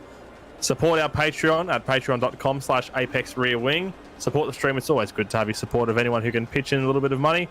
And of course, if you're watching along on YouTube, which I'm sure you are because it's the only place we host these broadcasts, don't forget to scroll down, drop a like, hit subscribe and a little bell notification as well, because that does help us as well indeed. Indeedy. Were you referring to Eiffel just then when you were talking about Nürburgring? Is that the name of the village? I think Eiffel just comes from the fact that it's in the Eiffel Mountains range of Germany. That makes much more sense. So we've got, it's also hosted the Luxembourg Grand Prix, I'm being told, even though Luxembourg is a completely separate country. It'd be like if we had a Grand Prix at Bathurst and we called it the New Zealand Grand Prix. Regardless, here's the grid. Xeris starts off on pole after managing to no-stop last race. Behind him is Goofball Antics, who also managed to no-stop, so very good on their fuel, these two. Can they make it with just one stop this race, or will they have to stop twice? Sam Smith, who was in the lead for the majority of the first race, until the very end when he had to come into the pits, still managed to get onto the podium. What sort of pace can he put down at the start of this feature race? Brenton Foley, who started from the rear of the grid, managed to get up as far as second, but then had to pull into the pits and settle for fourth, up 9 spots from where he started the first race, and looking to retake the championship lead from Xeris, who now has taken it back once again. Resist starting from 5th, the first of our United Somalian Soviet Republic's drivers. He had a bit of a messy first race with a couple of accidents, but he managed to come good in the end with a 5th place finish. Roadhog in 6th, who pit very early on in the first race, knowing that he couldn't get to the end, so worked out for him in that one. Can we see some more brilliant strategy for him in this longer race? Birdo, who was up there and fighting for second at one stage and defending quite well from Xeris, had a bit of a tangle down at turn 4 and then had to pit and settle for 7th place. He would be looking to improve and hopefully get himself back into a podium position for this one. Rambo starting out of 8th place. Bit of a nothing race last time. I don't remember calling his name particularly much, so must have kept his nose out of trouble and finished in 8th place. Scott Murrell, who was up in 4th and 5th, I think with a very late pit stop and a bit of a tangle as well with Goofball Antics, ended up down in 9th. Josh Bagsy down in 10th in a car that I'll ignore. Decimage in 11th, although he's jumped up a couple of spots on track behind Rambo. Bit of a messy race for Decimage as well, with a spin very late in the race. Rhodey starting out of 12th, with Tyrrell in 13th and Netherelmian in 14th. Tyrrell and Nether being the two that DNF'd in the first race. Tyrrell due to an accident, we think, and Nether just pulled into the pits and threw his hands up. So hopefully don't see that this time around. Just quickly, Madbird, who you got for the win? Goofball. Let's go Goofball. Oh, I like that. I'm going to go with Foley, because why not? It'd be good to see him do well after that. After the late pit stop that unfortunately hampered his sprint race, and he's up on 4th on the grid, but he's on the inside line, so he might have a pretty good run into the first corner as well. Getting ready for a race start now. We're just waiting for the rest of the cars to grid up at the back. Nether will be the last car to pull in. We're all ready to go. We're just waiting for the lights. There's 1, 2, 3, 4 lights, 5. Revs are building, and we're underway at Interlagos. Xeris gets a pretty good jump there. Nether, looking at the wrong car there. Just bear with me for a second, folks. We're waiting for the camera to go back to the front. And Goofball has not had a great start there on the front row of the grid. He's actually going to let Sam Smith go around the outside of him into turn number 1. Xeris leads by quite a hefty margin already into the centre chicane. Brenton Foley trying to pull up alongside Goofball Antics, gets a great move done on the exit of the chicane. Sam Smith is back up into second position. He's got a lot of pace in this car around this track. Hopefully he can keep it going for the rest of this race. We've got a long race to go, 40 minutes in the feature race here, folks. Goofball Antics back and forth, trying to hold off Resist, but it is Xeris who leads the way. Yeah, managed to get a very good start to Xeris, and Sam Smith and Brenton Foley both starting better than Goofball Antics, managing to get the job done through the chicane. And Brenton Foley immediately on the attack, right on the back of Sam Smith as they come up into Ferradura, turn 6. And Goofball Antics, just quite a poor start. He's now under attack from Scott Murrell and Resist, who both sweep through the inside of turn 6 and 7. And looks like they've both got the job done. Goofball Antics down into 6th place, 4 positions down so far. Great racing, but meanwhile at the front, Xeris isn't getting away as quick as he would have liked. He may be on another fuel-saving run here, because Sam Smith is getting pretty close to him, and he's got Brenton Foley all over the back of him, so we do have another 3-car train about to form for third place on the grid. There's a gap of about 2 seconds behind them to Resist in fourth position. So you can see that gap now on this camera angle. Xeris leads them through turn number 13 at the moment, closely followed by Sam Smith, Brenton Foley. Then a bit further back, Resist, a little bit of dust gets kicked up. Scott Murrell is trying to find his way past Resist at the moment. And it's side by side between Brenton Foley and Sam Smith. Foley got a much better run out of turn 13, and he's already passed them before they've even got to the grid lines in the pit entry. So Sam Smith is tucked right underneath the bumper. Is this going to be a double slipstream scenario down the straight? It might be, because Sam Smith isn't losing any more pace now. Is he going to dart out and have a look? No, he's not going to. Brenton Foley has a very nice run there, wide on the exit.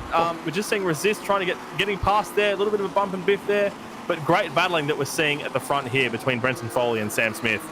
Great goal from our producer. We had 4 wide between Birdo, Roadhog, Goofball Antics, and Rambo, down between 6th and 9th places. So let's see if we can get a replay of that at the front. Sam Smith, just with a terrible turn 13, allowed Brenton Foley past up the straight, and Sam Smith's the sort of guy who will probably just try to bump draft with Brenton Foley, as we see a replay of that nearly 4x4 action going into the chicane, and somehow they all managed to get through cleanly without touching.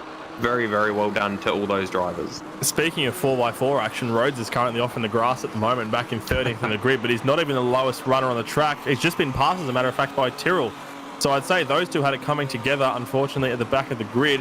Is battling all through the rest of the field now, as we're seeing Rambo, Goofball Antics, Nether, Decimage, Josh Bagsy all trading places in a really tight battle pack for 5th position. But we've also got this scrap here for 2nd place. It's continuing on. Here's a replay. Let's see what happened with Rhodey. He just fell wide all on his own volition there. I'm not sure where Tyrrell came into it. Maybe he had an incident of his own. Very well might have done. Sam Smith still chasing. Oh, no, Sam Smith's around at turn 4. He dipped a couple of, looked like he dipped his his right-hand tyres into the grass as he bounces over the drainage ditch by the looks of it. And, oh my goodness, that's terrible, terrible for Sam Smith. He's down to 12th. He's probably going to be even lower soon enough, as we've still got people coming up behind him. But that has promoted Scott Murrell up into the podium, although he's got Brenton Foley, not Brenton Foley, he's got Resist and Berto right behind him.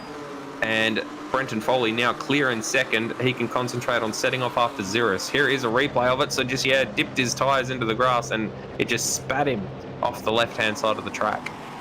Maybe it's a good opportunity for Sam Smith to rejig his pit strategy, because he doesn't have much to lose now, as he's down in 11th position. Speaking of pits, Roadhog once again is the first driver to blink and come in for a stop. I'm guessing he will definitely have one more stop to go by the end of this race. But he is down now in 13th position. He's going to rejoin ahead of Rhodey still. So Roadhog's got a little bit of work to do, but he's just going to sit back and plug decent laps in without too much traffic in front of him, and hopefully he can catch up to the rest of the field when they all come in for their stops. Meanwhile, at the front, Xeris has made his way up, and he's almost a second ahead of Brenton Foley as they stand at the moment. But this will be a good battle. If I know Brenton Foley, I know he can chase Xeris down pretty quickly in these cars. Yeah, he just seems to have a bit of pace over Xeris, does Brenton Foley. They've had pretty good scraps at every race so far, and the gap is now about 0.8 of a second, maybe just a little bit under, as they go through turns 12 and now 13. So there's not too much of a slipstream in these cars, but there is a little bit, so that will help Brenton Foley along this long curving uphill sequence of corners onto the start-finish straight. Scott Murrell into 3rd place in just his 2nd round with Apex Rear Wing, so he will be pretty chuffed, I imagine. And he seems to have left Resist a bit further behind. About 2 seconds now separating the two of them. Yeah, he sure has. Resist was falling off the back of the 3 in front of him earlier, and he must have been passed by Scott Murrell pretty soon after. He doesn't seem to have a huge amount of pace, so Resist will be one to watch out for. He might fall back a little bit further and bring the drivers behind him, being Nether, Goofball, Decimage, into a bit of a closer battle for 4th position, maybe even a little bit further up as the race progresses. But we'll keep an eye on that as that unfolds, of course. That's a bridge we can get to later. Meanwhile, Brenton Foley, the gap between him and Xeris at the front is basically academic at this point. It's around about 0.3 of a second. It's just now a matter for Brenton Foley of finding a spot to get in where he can. Meanwhile, let's have a look at Birdo, who, of course, had that late race pit stop and the spin as well that put him way down the order. But he's actually dropped back a couple of spots from where he started. So he was in 7th at the start of this race. He's now battling for 9th. for 8th position, as a matter of fact, with Josh Bagsy and Sam Smith, who has also had that spin earlier in the race as well. So these two guys carrying a lot of pace, but just not in the right part of the field, trying to make their way back up as quickly as they can. Yeah, I was, because Birdo was up as far as 6th just before, and not sure what's happened to drop him down those few positions, but he seems to have already dropped Bagsy and is setting off after the next man up the road, which is Decimage. At the front, Foley about 7/10 of a second still between himself and Xeris. Last lap, he was about 3/10 of a second quicker, and he looks even closer now, about 4/10 of a second as they go through the turn 14. That gap is very slowly coming down as he gets this little tiny bit of draft that he can get off the cars in this series, the 86 Opala Stock Cars. He's not going to be able to mount a challenge into turn 1, but he does know that he can keep in touching distance with Xeris down the straights through the draft. So keeping momentum through this chicane is the name of the game for both of these drivers to keep this pace up, as a matter of fact. And Brenton Foley is now only down 0.35 of a second. He hasn't lost too much time there. He's actually gained a little bit there. And he'll be in the draft once again. Xeris isn't doing too much of an effort of trying to shake him off at this stage, because there's a lot of racing to be run so far. Brenton Foley made up quite a bit, and he's braked very late there. So now he's all over the back of Xeris once again. And this is a great battle we're seeing shaping up. Seeing very different lines from these two guys as well. Brenton Foley looking aggressive, trying to take lines all over the place. Xeris holding very stoic and firm on his racing line, not deviating at all. No pressure whatsoever for Xeris' terms at this stage in the race. That'll probably increase a little bit as the race wears on, but Xeris is cool as a cucumber at the moment in first. Cool as a cucumber, as we see Birdo. This must be the issue. Yeah, this was where he lost it. So he span out coming into the centre chicanes about a lap and a half ago. So was up fighting for that podium position and had to drop back. So unfortunate for him. Just on Xeris, we know that he managed to do the first race without stopping. So possibly not showing his full pace if he's trying to fuel save just a little bit. If he can make it to 20 minutes and then use one stop and then not have to make a second fuel stop during the race, then that will be a lot of time saved over Brenton Foley, who obviously did have to stop in the first race, unless Brenton Foley is now trying to fuel save as well. Well, Brenton Foley will definitely be wary of what happened in the first race and be rejigging his strategy to make something that works without having to resort to a last gasp splash and dash at the end of the race. So I wouldn't be surprised if Foley's actually going for a 2-stop himself, but he doesn't seem to be able to get past Xeris. They're pretty evenly matched on pace, so there's every chance that they are both going for the same strategy, but the rest of the field isn't really catching up. They're slowly gapping Scott Murrell, who's now about 6.1 seconds away in 3rd position, up 6 spots from where he started, as a matter of fact. So I want to draw attention to Netherelmian just quickly as well, who's up 9 spots from where he started. He's already back up in the 5th position, so great running from him so far. And he's actually on track to equal his best result of the season if he stays where he is at the moment. We're just seeing a look at a battle here for 7th position between Sam Smith and Birdo, running side by side on the run down into turn number, I think that's turn 4. Yes, it is. Sam Smith runs pretty right there. Birdo's going to go side by side. He's going to have the line there. He's not going to have the position, but he will have more pace, having not ran off the track, of course. And Birdo's going to try and slot in front. Is Sam Smith going to tuck behind? He doesn't even have to. He's going to try and have another lunge up the inside here. And Decimage is sitting behind, just waiting to pick up the pieces if it all goes wrong. But he may not have the chance to do so. And Sam Smith is just staying side by side with Birdo, who's not letting him go either. This is fantastic racing between these two. Birdo surely in this long corner will pull ahead. And he does manage to. Sam Smith has to slot in behind. Decimage was mugged by both of them going into turn 1. We did see footage of that just before, so he's probably a little bit annoyed and thinking, well, I'd quite like those positions back, thanks, and just trying to hang in there for this long turns 13, 14, 15, and then the start-finish straight. See if he can latch onto the back of them and get dragged along, as Sam Smith is right on the back of Birdo, trying to pressure him as much as possible, and maybe even bump drafting a little bit as they go up the hill. And Decimage just with a watching brief in the background there. If these two tangle going into turn 1, he's going to be lapping up all of the crumbs. And across the start-finish line they go, down into turn 1. Sam Smith already backing off just a little bit. Birdo braking a little bit later than Sam Smith. Decimage right onto the back of Birdo and getting the back out. as he goes through the chicane, but does not get the opportunity to take those positions back. He'll just bide his time. He just has to be patient because there's every chance that he'll find an opportunity at some point. It's still early days in the race so far. You don't want to be making too many big risks yet if you're decent match, because you can still make some spots up. But at the same time, you can biff and barge a little bit in these cars if you have to. So it does pay to get aggressive at certain times, as these two are still locked in an intense battle for 7th position at the moment, not making too much ground up on the guys in front of them. Goofball Antics has dropped down quite a few spots from second, I think, where he started, is now in P6, so he's fallen off the grid. And those forecasts he's making aren't coming true as much as he would like, unfortunately, for Goofball. Hopefully he can get back up there once pit strategy starts working itself out. Meanwhile, Birdo is still sliding all over the place. We reckon Goofball's fuel saving a little bit, trying to go for the one stopper. We know he's pretty good at fuel saving, like Xerus is as well, but we'll see how that goes for him as the race wears on. Meanwhile, speaking of Xerus, he's already 1.4 seconds ahead of Brenton Foley at the front. Yeah, Brenton Foley just dropping off the pace a little bit. I think he's used his tyres up probably just a bit more than Xerus has as well. And yeah, that 80% chance of a podium that Goofball Antics forecast, I guess we'll have to wait and see whether it's the 80 or the 20 by the end of the race. But this battle for 7th between Sam Smith and Birdo, wouldn't have expected to see both of them fighting over 7th when they both started in the first 2 rows of the grid.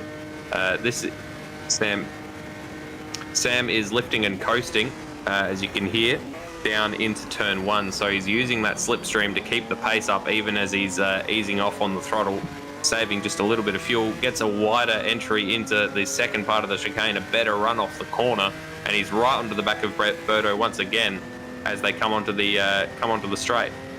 Yeah,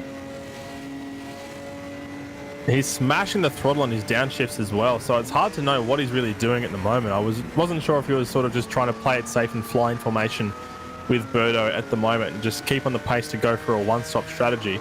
I hasten to think more about strategy than about Sam Smith's strategy that he personally might be thinking about his own, because of course he didn't know what he was doing in the first race and was still able to string a podium together, so he might keep that form on and just put the foot down like he always does and see where he ends up at the end of it.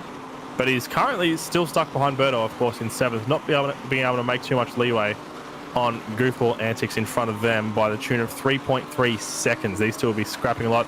Birdo doesn't seem to be defending too much, mind you. I think it's just a matter of both these guys being comfortable where they are for the time being, making use of that slipstream to push themselves along a little bit there through the quicker parts of the track. And it's probably a good time to take stock take, as a matter of fact, with not too many guys pitting so fast. So Xerus leads the way in first position, 1.2 seconds ahead of Brenton Foley, who's clawed back a couple of tenths there in second position, who started down in 4th, looking pretty good at the moment. Scott Murrell having a lonely old race in 3rd, but 3rd is still a great result for him. It'll be his best finish so far in what is his debut season of Apex Rewing, if he can keep it up there. Resist is currently in 4th, which will hopefully make up for the sorry, just to cut across you. There. Yeah, go for it, mate. Very close there between Sam Smith and Birdo, but again, Sam doesn't take advantage of it. He doesn't try to dive up the inside. I think they're just bump drafting up the start-finish straight to try to get themselves close to Goofball Antics. These guys are teammates quite often in the DRMs and in the BTCC cars. They were teammates and they do a lot of practice together, so maybe just a little bit of cooperation between the two. You can tell he's having a lot of fun, isn't he, Madbird? He is, but please continue your stock take. Sorry to cut across you.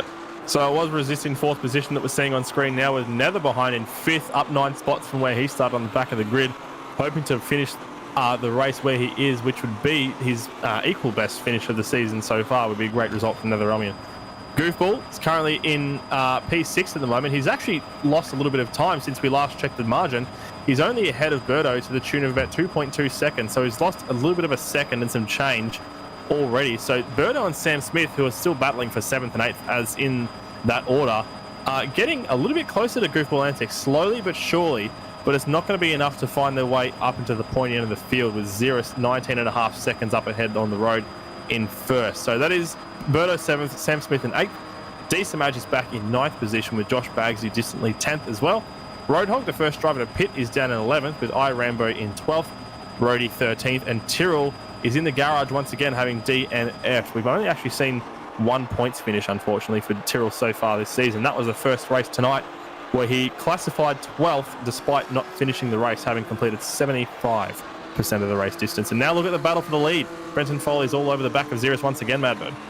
Yeah, he set purple second and third sectors in the last lap, did Brenton Foley, and was about 1 second faster than Xeris on that particular lap. So he's latched himself right onto the back of that ZB racing car as they both go a little bit wide through turn 4 and now shoot on down towards the Ferradura curve at turn 6. But Brenton Foley right on the back of him. It's now 0.2 of a second between the two cars.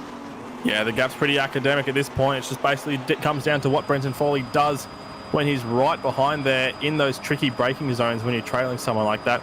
You can't be braking in the same spots that you always do when you're right behind somebody like that, because the space gets swallowed up in front of you and you have to allow for the different lines, and it slows you down a little bit, of course. So that may even encourage Scott Murrell to very slowly pull a gap back, but if you look at the times, that wouldn't be the case. He's down 10.4 seconds or thereabouts on these guys in front here.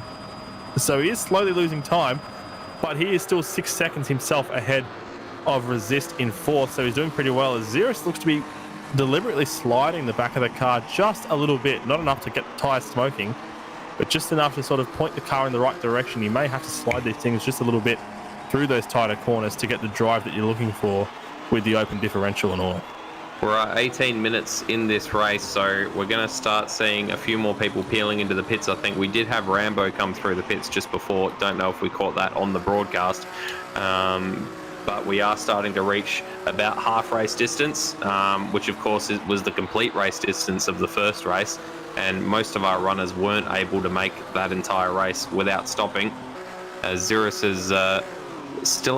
didn't set a fastest lap time last time around, but just has managed to gap Brenton Foley quite a bit. This battle between Sam Smith and Birdo, is it a battle or is it cooperation? Probably a bit of both.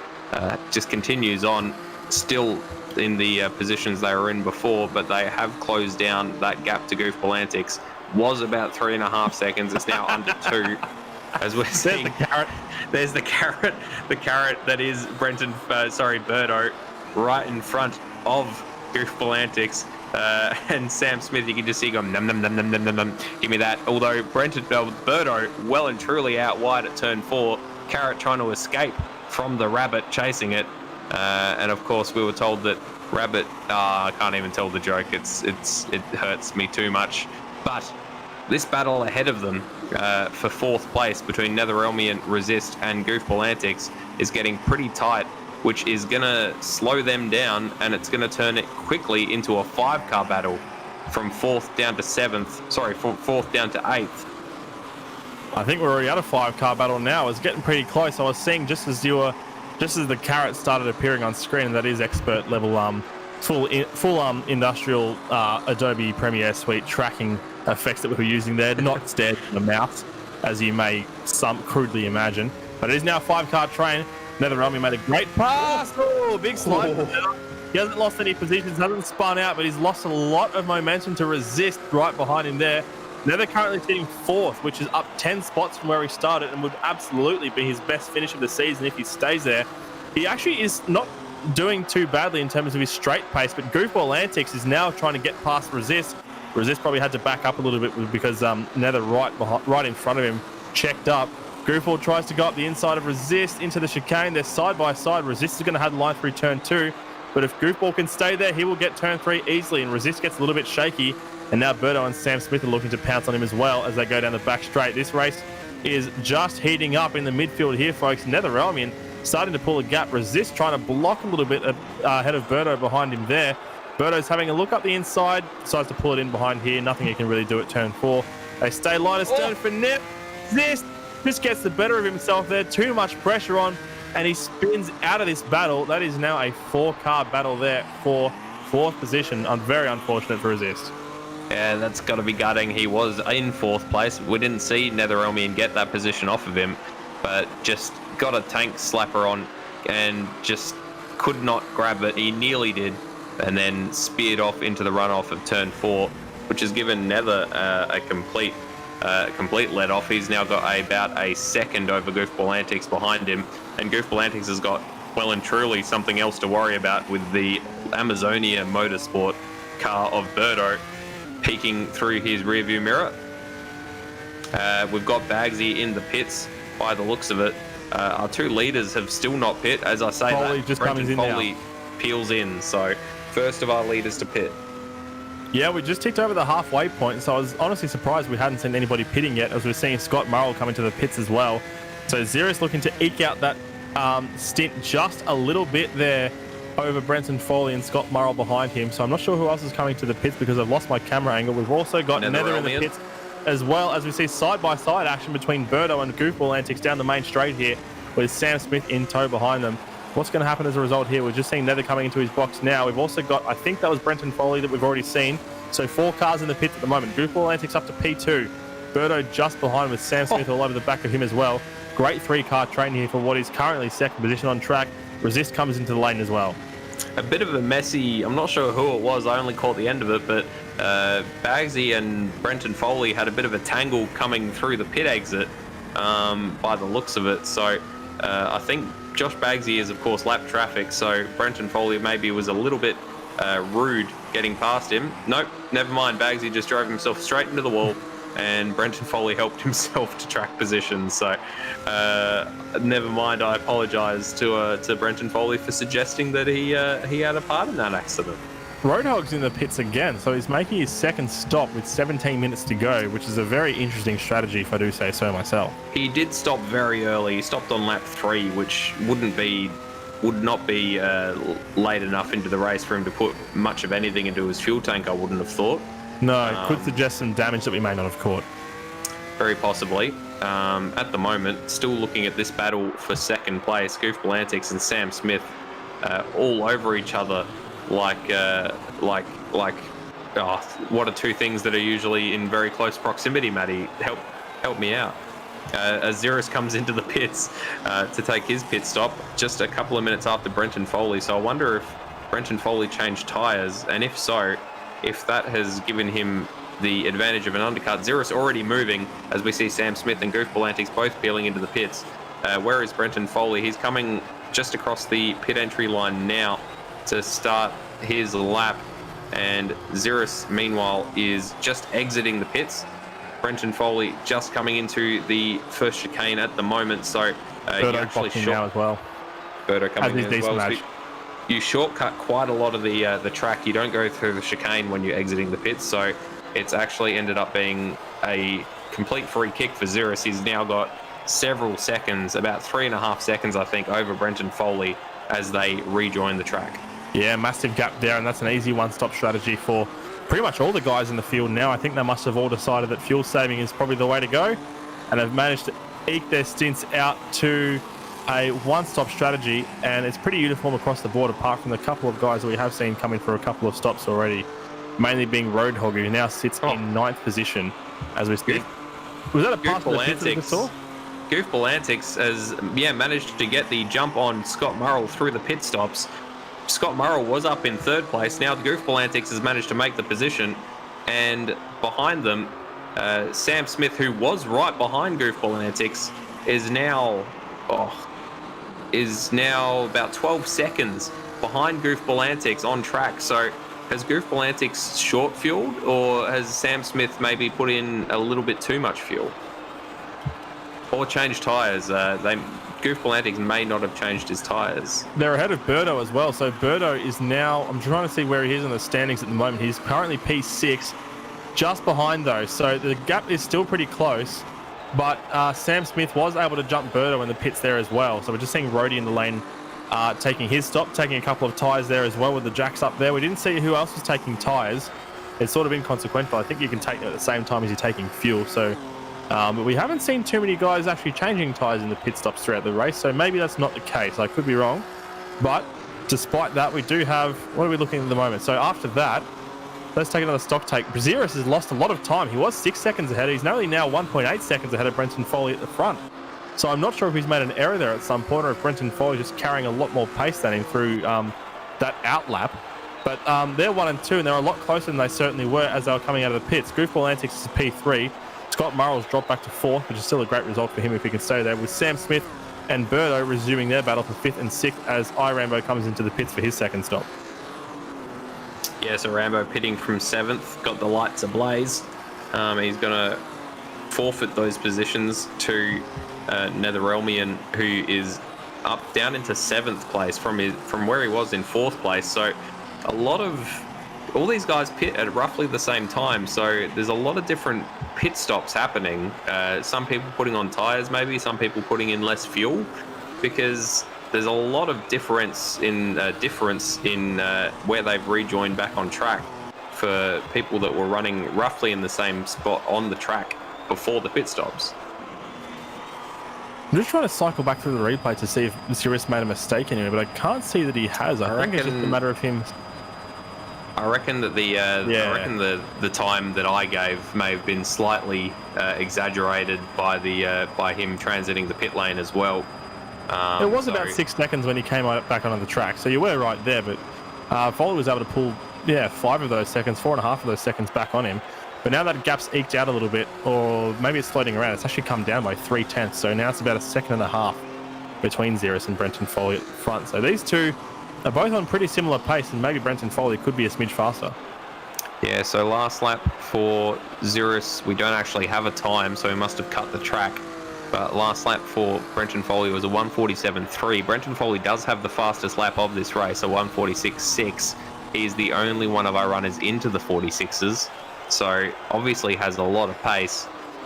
Just needs to try to use that pace to get onto the back of Xeris, as Xeris goes very wide through turn 4, out onto the runoff area. And through the first sector, Brenton Foley, they were pretty much evenly matched. We had a 4.14 versus a 4.54 through the first sector, so very, very close between these two. Yeah, 146.624 from Brenton Foley is the fastest lap now that we've seen all night. He did put 146.8 down in the race 1, but he's now topped that. Keep in mind the qualifying time for the shootout for the first race is 146.999. Oh, look at the battle here between Resist and I think that's Decimage behind him. Decimage going deep on the inside. He may have overrun there, and he certainly has. Resist is going to go thank you very much and sneak right through. Decimage is just way too hot through turn 1. It's just in a complete different nation, much like Nürburgring hosting the Luxembourg Grand Prix. Decimage was in a completely different country to the apex there, and was not able to get it pulled up in time. He did, and as a result is now 1.3 seconds behind Resist, but can mount another charge. Resist unfortunately was up fighting for 4th position earlier in the race, but had a bit of a tangle, as we see what happened. So it was actually Decimage got passed by Resist going through turn 13, and then had to try to fight it back as they came down into turn 1. So it was an error from Decimage that put him in that position in the first place. Got some sad news, unfortunately. Rody has DNF from this race, so we will not be seeing #Rodium this time around. And he's jumped in the chat for an explanation. He said, whoops, shifted up from 2nd to 1st. Valves are currently in low Earth orbit. Good old money shift. Gotta love a money shift. Xeris last time around a 148 dead, and Brenton Foley a 147.6, so he's trimmed that advantage by 0.4 of a second during that lap, Brenton Foley, and he just seems to be slowly chipping away at Xeris. I wonder if perhaps Brenton Foley changed his tyres and Xeris didn't, or something similar, because it looked like Xeris gained a pretty big advantage through the pit stops. But Brenton Foley is now eating into that advantage pretty quickly. I think you could be onto something there, because Xeris is always not really bothered with changing his tyres when I asked him about his pit strategy at the towards the end of the races that we've also seen. So he's always been an advocate for keeping the same tyres on throughout the race, but we are dealing with, of course, a feature-length race here, which we haven't seen since the first round. So it's a little bit of extra length on the run here, and this will be a test of his tyre management. Just see him pick the back out, and he's gone wide. He's gone very, very wide indeed. Brenton Foley snakes right on through, and that is the pass for the lead with just under 10 minutes to go. Xeris is now 1.8 seconds behind Brenton Foley after making a mistake at turn 13. Let's have a look at the replay. He was very loose on the way in, just couldn't find the apex in a meaningful way and speared straight off the other side. Way too hot, and by that time, Brenton Foley's already up the road off in the distance. Yeah, I reckon that he turned in just a little bit too early, and as a result, had to adjust and then readjust once again as we see what happened to Rhodey. Was it coming? It was coming out of the pits, as a matter of fact. So he may have just plucked the wrong gear on the way out of the pits, which is what he has said he's done. So I'm just going to fill in for Madbird for a second because he's having some audio issues. He just told me in the chat. So we're just taking a look at Xeris now, trying to claw back that gap that he had already on Brenton Foley and has lost. So Xeris currently sitting in second position, 1.8 seconds. Hasn't made too much of a gap yet, but he's pretty safe where he is. If he doesn't make too many more mistakes, he should be pretty secure in second, if not first, if he can make his way back up to the front there. Goofball Antics is 20.2 seconds behind, with another 6 seconds behind him to Scott Murrell. So Goofball Antics and Scott Murrell have swapped spots as a result of the pit stops that we saw there. And we're on lap 18 now, 7 minutes 40 to go. My maths isn't quick enough to try and figure out how many laps we do have left, but we do have everybody on roughly the same strategy at the moment. So now it's just a matter of how well they can manage their fuel and also what they can do with tyres if they didn't change them towards the later stages of the race. So Brenton Foley that we're now seeing in that PBF Race Engineering Red Bull inspired livery there. I always think of KFC every time I see it. It's got a similar sort of colour scheme, especially when you're looking at the stripes on the roof. And I think we've got Madbird back with us now. We do apologise. The wonderful thing about wireless headphones is that they are, wireless. The worst thing about wireless headphones is that they run out of battery, which did happen to me. But luckily, my lovely partner Melissa has been working from home and has got a USB set of headphones that she's been using. So I'm now switched to them, and I can only hear the game through one side of my head, which is a bit of an odd experience. Welcome back, mate. We just saw Xeris darting off the track a little bit through turn number 2 there. Ran a little bit wide on the exit and compromised some time, but he's up a little bit on his previous lap. He's actually running quite wide there through turn 4. So Xeris has the boot all the way in, trying to put as much of the hammer down as he can while still saving a little bit of fuel where he can. So I don't think he'll be doing too much lifting and coasting at the moment. Meanwhile, Brenton Foley at the front on the same strategy is going to be conserving quite a lot as he kicks the back end out quite nicely. Very delicious slide on the camera there for us. Delicious. And Rhodey just in the chat saying Brenton at least got rears at the pit stop. Xeris didn't swap tyres at all. So just confirming what we had said. Oh no, as Sam Smith gets a drive-through penalty.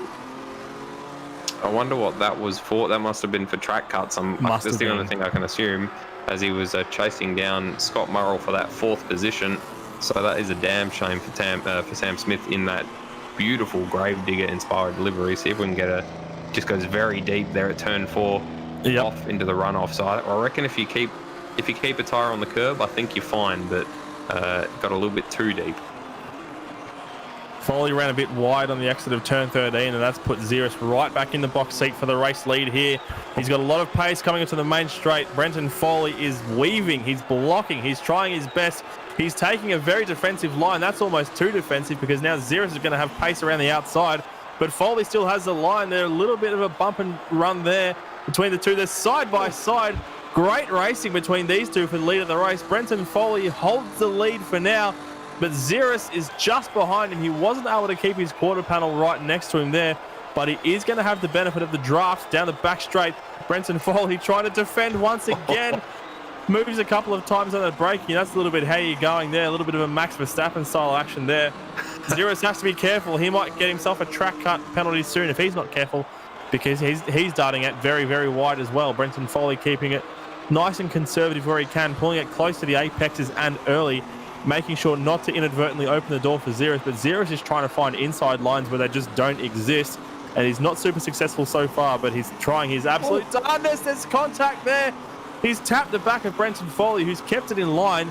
A little bit offline there. He's scrapped a bit of speed off, but he's still pressing on in the lead of the race. Yeah, just I hesitated earlier when Brenton Foley had about a 2-second lead to say that he could check out at the lead, and this is the error that he made. So almost the same as what Xeris did that allowed Brenton Foley through. Luckily, he had that bit of a buffer, was able to hold on to that position despite the error at turn 13. And this time around, as he comes up through turn 13, does not make the error, thank goodness, and can check off up the mountain towards the start-finish straight. But just Xeris struggling a little bit to take advantage of the error on those older tyres maybe, as they come to start the 21st lap of this race with about 3.5 minutes yet to run. So probably looking at another 3 or 4 laps, probably another 3 laps even, as Brenton Foley gets a bit of a lock up through the first chicane. He got fresh tyres, but he uses the hell out of those tyres, as we know. He certainly does. He'll be looking to keep the lockups to a minimum towards the end here, because he doesn't want to be driving on 50-cent pieces too much. It definitely affects the stability of the car when you're trying to get through those long sweeping corners, because you have that contact patches going off and off and on and off and on and off as it's bouncing around. Xeris doesn't seem to have too much trouble, but he's run it wide again. He really needs to be careful with those track cuts if that is the corner that he's setting them off, which I imagine it is, having seen Sam Smith cop a drive-through penalty. That penalty, he hasn't served it yet, so Sam Smith is still sitting in P6, but meanwhile here, Brenton Foley, Sam Smith did lose position to Birdo. Meanwhile, big slide from Brenton Foley, and he's pulled it back to the inside, so that's worked out in his favour, luckily for him. As long as he keeps it there and doesn't let Xeris get on the inside for turn 9, he should be in the clear for at least this sector, because that's a corner you don't want to be losing in terms of track position. You want to be single file through there. Xeris trying to have a look into turn number 12. Turn number 11, that is, as a matter of fact. This is 12 coming up as they're side by side, but Xeris is on the outside with Brenton Foley desperately trying to hold him off. But 13 is where the pressure can really start to crack some of these drivers, as we saw Brenton Foley spearing off earlier, as did Xeris. They're keeping it nice and tidy this time around as they go into the main straight. Yeah, Xeris is going to get what little draft there is in these cars all the way up to the first corner. And yeah, last time out, Xeris didn't set a lap time, so he must have got a track cut somewhere. Got to be very careful. Don't want to throw it away in the last couple of laps. We might not have a lap time for Xeris this lap either, and in fact we don't, so that is 2 track cuts in a row for Xeris. He's going to have to be very careful, especially with that turn 4 runoff where we think it's happening, and he isn't able to get up alongside into turn 1, but he has got a much better run out of the chicane by the looks of it. He's on the back of Brenton Foley as they come out of Curva de Sol and onto the back straight. He's had 3 track cuts so far. I'm just looking at the timing. He's got 3 laps where he hasn't put down a time, so he needs to be super, super careful now, because if he runs off one more time, he will cop a drive-through penalty, no doubt about it, and he knows it. He's keeping it a little bit more conservative there now through turn number 4. So he'll have to watch himself. I'll try and have a look through the rest of the timing screens to see what other counts that were on for some of the other drivers. I think Brenton Foley is completely clean at the moment, so he could probably use a couple of track cuts in the closing stages here. We've got 2 laps left to run. I imagine we'll have 2 laps left to run, because they won't get to the finish line by the time 44 seconds. It's a Brenton Foley catches himself out there. Little bit of a slide, but he still holds first position. He's making it hard for himself, isn't he? He's lighting up the rears by the looks of it at every possible opportunity. Xeris shoving his nose down at turn 11. Brenton Foley driving around the outside and then gets the inside for the next turn 12. Is able to defend, so it's back and forth, back and forth. You can swap positions every single corner, and Brenton Foley doing his level best. As you say, he hasn't used any of his track cuts, so you might as well, if you've got him in the bank, might as well cash him in. Rodney Andrews in the chat, Tyrrell just saying nope, both have none, as in no. I'm guessing no more track cuts before they get a penalty, in which case they both have to be very careful. Brenton Foley still ahead as they come down the start-finish straight, although you can see Xeris getting closer, but I don't think he's going to be close enough to dive down the inside at the chicane. He's going to try it. He's going a little bit deep, and he gets a little bit sideways, and Brenton Foley gets a little bit sideways as well, and they bang doors. Brenton Foley holds onto the position, forced the issue just a little bit, but it was pretty bumping and barging between the both of them. I don't think Xeris will be too upset about that one. Brenton Foley going all the way to the inside line, trying to break that draft. I'm not sure how much is going to really apply here, because there's a pretty big gap between them now. This will be the last lap. This is the last lap here at Interlagos, and it's anyone's game at the moment. I saw Xeris spending quite a lot of time outside the white lines through turn 2, but it didn't make too much of an impact there. So I think in terms of track cuts, he's home safe now, I think. Now it's just a matter of getting in front of Foley wherever he can. There aren't too many opportunities to get a pass around here and make it stick. I reckon turn 13, or the run out of turn 13, is going to be the best chance for Xeris here. unless he can get a good move here through one of these S-bends and make it stick with a lot of pace in the bag. Turn 11 up here might be a good chance as well, but he's too far back to do anything. Brenton Foley doesn't even have to defend too much. He's going to hold firm at the moment. They're coming down towards turn 12 now. Brenton Foley smokes the rears up big time style as he tries to push on ahead of Xeris up the road. Xeris taking a very wide line. Don't get too far out of those white lines. I'm not sure what the track cuts there are like, but this is the crucial corner. Pretty good run there for both of them now. We're just having a look at the onboard now from Xeris, and Brenton Foley seems to be pulling away. I'd say this race goes to the number 074. Yeah, it looks like it. That last corner, that 13, was going to be the one that came undone, if any. He's got the lights ablaze as he crosses the line, flashes the lights, and takes out the feature race here at Interlagos with Xeris right on his tail. 0.190 was the gap at the line. And third place will go to Goofball Antics, who is a distant 19.8 seconds behind Xeris. My goodness, what a gap they built over the course of that race. Only one stop in the end for most of our runners, with Scott Murrell coming across the line in fourth. Wasn't able to get that podium, but God, he was close.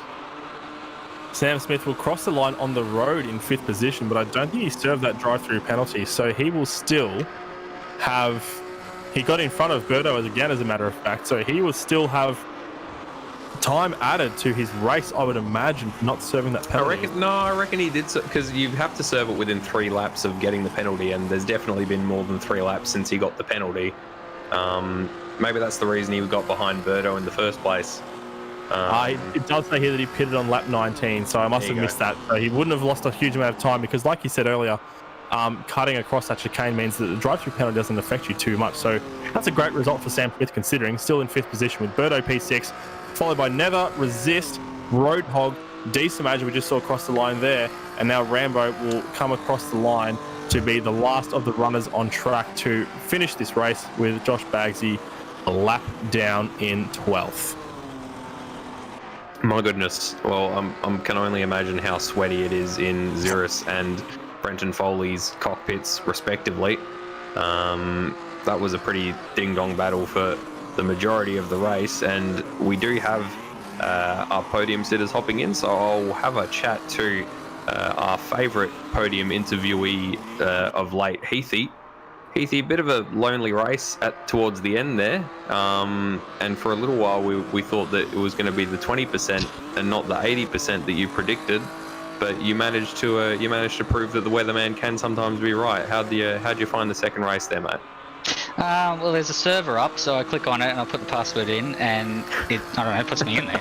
So as far as how the race went, that was it was enjoyable. It's I think I over fuel saved. Maybe not. I probably could have gone a little bit faster. I let Xeris and Foley get a bit too far ahead, and I knew the plan was to lose a bunch of places at the start and gain them back through a 1 stop rather than a 2, but it seems everybody had that idea, so probably could have pushed a little harder. I think I finished with about 10 laps of fuel in the tank. And you managed to jump Scott Murrell in the pits as well, to take that 3rd position. Do you know if you just underfueled compared to him, or did he overfuel, or? Might be a bit of a difference in lack of ability. I don't know. But seriously, Scotty was struggling a bit with fuel towards the end there. He was saying, and his computer started to lag a bit, so that certainly helped me stay ahead. Fair enough. Well, that 3rd position promotes you into 3rd position in the championship, so very well done, Heathy. Gracias. And look forward to many more podium interviews with you for the rest of the season. Yeah, cheers, mate. Thanks. We now go to 2nd place man, Xeris, who that looked like a absolutely fantastic battle with Brenton Foley pretty much the entire race long. How did you find it? Okay, so first stint we were both fuel saving and still setting fast times, and then I knew he would gamble on tyres, so I did the same. But he's just more used to having completely dead rear tyres, so he was able to catch me pretty fast, and then And then we both made our own mistakes, and then we were neck and neck for the rest, and it was awesome. Yeah, it looked like it. That turn 13 at the bottom of the hill before you sort of go up towards the start-finish straight, that you both had your separate issues there. How difficult is that corner when you're on worn tyres towards the end of the race? Well, it's a slightly downhill braking zone, and it's off camber, so it's really reliant on how good your rear end is, and obviously with no tyres left, it's just it's super sketchy. So we both made pretty much the same mistake. Fair enough. So two super sprints next time out at Cascavel, I'm guessing is what CAS stands for. So you've lost the championship lead once again to Brendan Foley, and you're going to have to chase after it next time out. So hopefully look forward to some excellent more battles between the two of you next week. Yeah, cheers, me too. And on to our race winner, Brenton Foley. Weren't able to get onto the podium in the first race, but were able to get onto the top step of the podium in the second race and take out the maximum amount of points to retake the championship lead. How did you find that race there, Brenton? Well, first of all, I do have to apologise to Nether for race 1. It was entirely 100% my fault, and I'd be surprised if I don't have a penalty coming for what happened in race 1. It was, just a silly mistake by me. But race 2, as Zira said, we both fuel saved a lot throughout the first stint. I kind of had the easier job since I was behind him, and there isn't too much of a draft, but anything helps, so it did give me a little bit of a yield.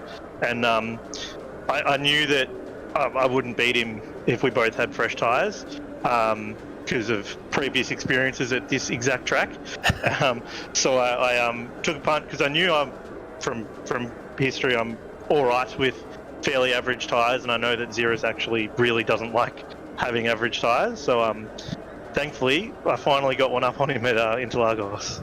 Yeah, we did. I was looking at that before the race. Last time we were here in the Caterham, Zira's took out both wins. You took out a third and a second. So must be pretty happy to take the win this time around. We did see that in race 1 with Nether. Was that just some miscommunication and doing some bump drafting? Yeah, so I can't remember who was next to us. We were both trying to get past. I was probably a little bit impatient. I gave him a bit of a bump draft. I braked at my normal spot, but I think he brakes probably a tiny bit earlier than I do at that corner, because that corner is entirely on setup and driver kind of preference in the way that different people take it. And me with a very, very pointy car, I can brake late and turn it in a lot later. And it's 100% on me. I should have given him more space and more time to slow down. Well, we'll have to wait and see what happens with that one. But at the moment, you have a 17-point lead over Zirus in the championship heading into next round. Hopefully, continue to take the battle onwards from there. Fingers crossed, because these cars are really suiting me at the moment. So hopefully I can take it to him. Absolutely. And thank you again to all of our podium sitters for hopping up for an interview. Maddie, what a cracking race. That was a brilliant race, wasn't it? The strategy turned out to be great in terms of, gambles on tyres that we were hearing from there. And we saw some phenomenal battling all throughout the field as well, especially between Zirus and Brenton Foley at the top, pointy end there. So great stuff. Always good to see these cars and these drivers putting on a fantastic show in Apex Rear Wing. Just want to quickly run you through the point standings at the moment. Brenton Foley leads the way with 396 points, having retaken the lead after that race. He's 17 points ahead of Zirus now, with Goofball Antics a further 147 points behind them, and Birdo sits in fourth in the standings, another 13 points behind with 219 points total. So still a close race at the top between Brenton Foley and Zirus, and we'll see that go on to the next round at Casbah Milne, which I believe is a track that has been created by our very own Roadhog. Of course. How could I forget? Yes, another Roadhog track. We've enjoyed them in the past, from Hollowham Raceway to Hall's Gap to Place City Circuit. So very much looking forward to seeing what he can serve up to us this time. Just a quick reminder before we go, if you've enjoyed the stream, make sure you give us a thumbs up and a subscribe. And if you feel like it, hop over onto patreon.com/ApexRearWing chip in $1 or $2 a month. It really does help a lot. And of course, give us a like on Facebook as well. But that will be it for us tonight, Matty. And we'll be back next week with a Roadhog special, Casbah Mill. I've been Mad Bird. And I've been Matty, and it's been great to have your company. Have a great night.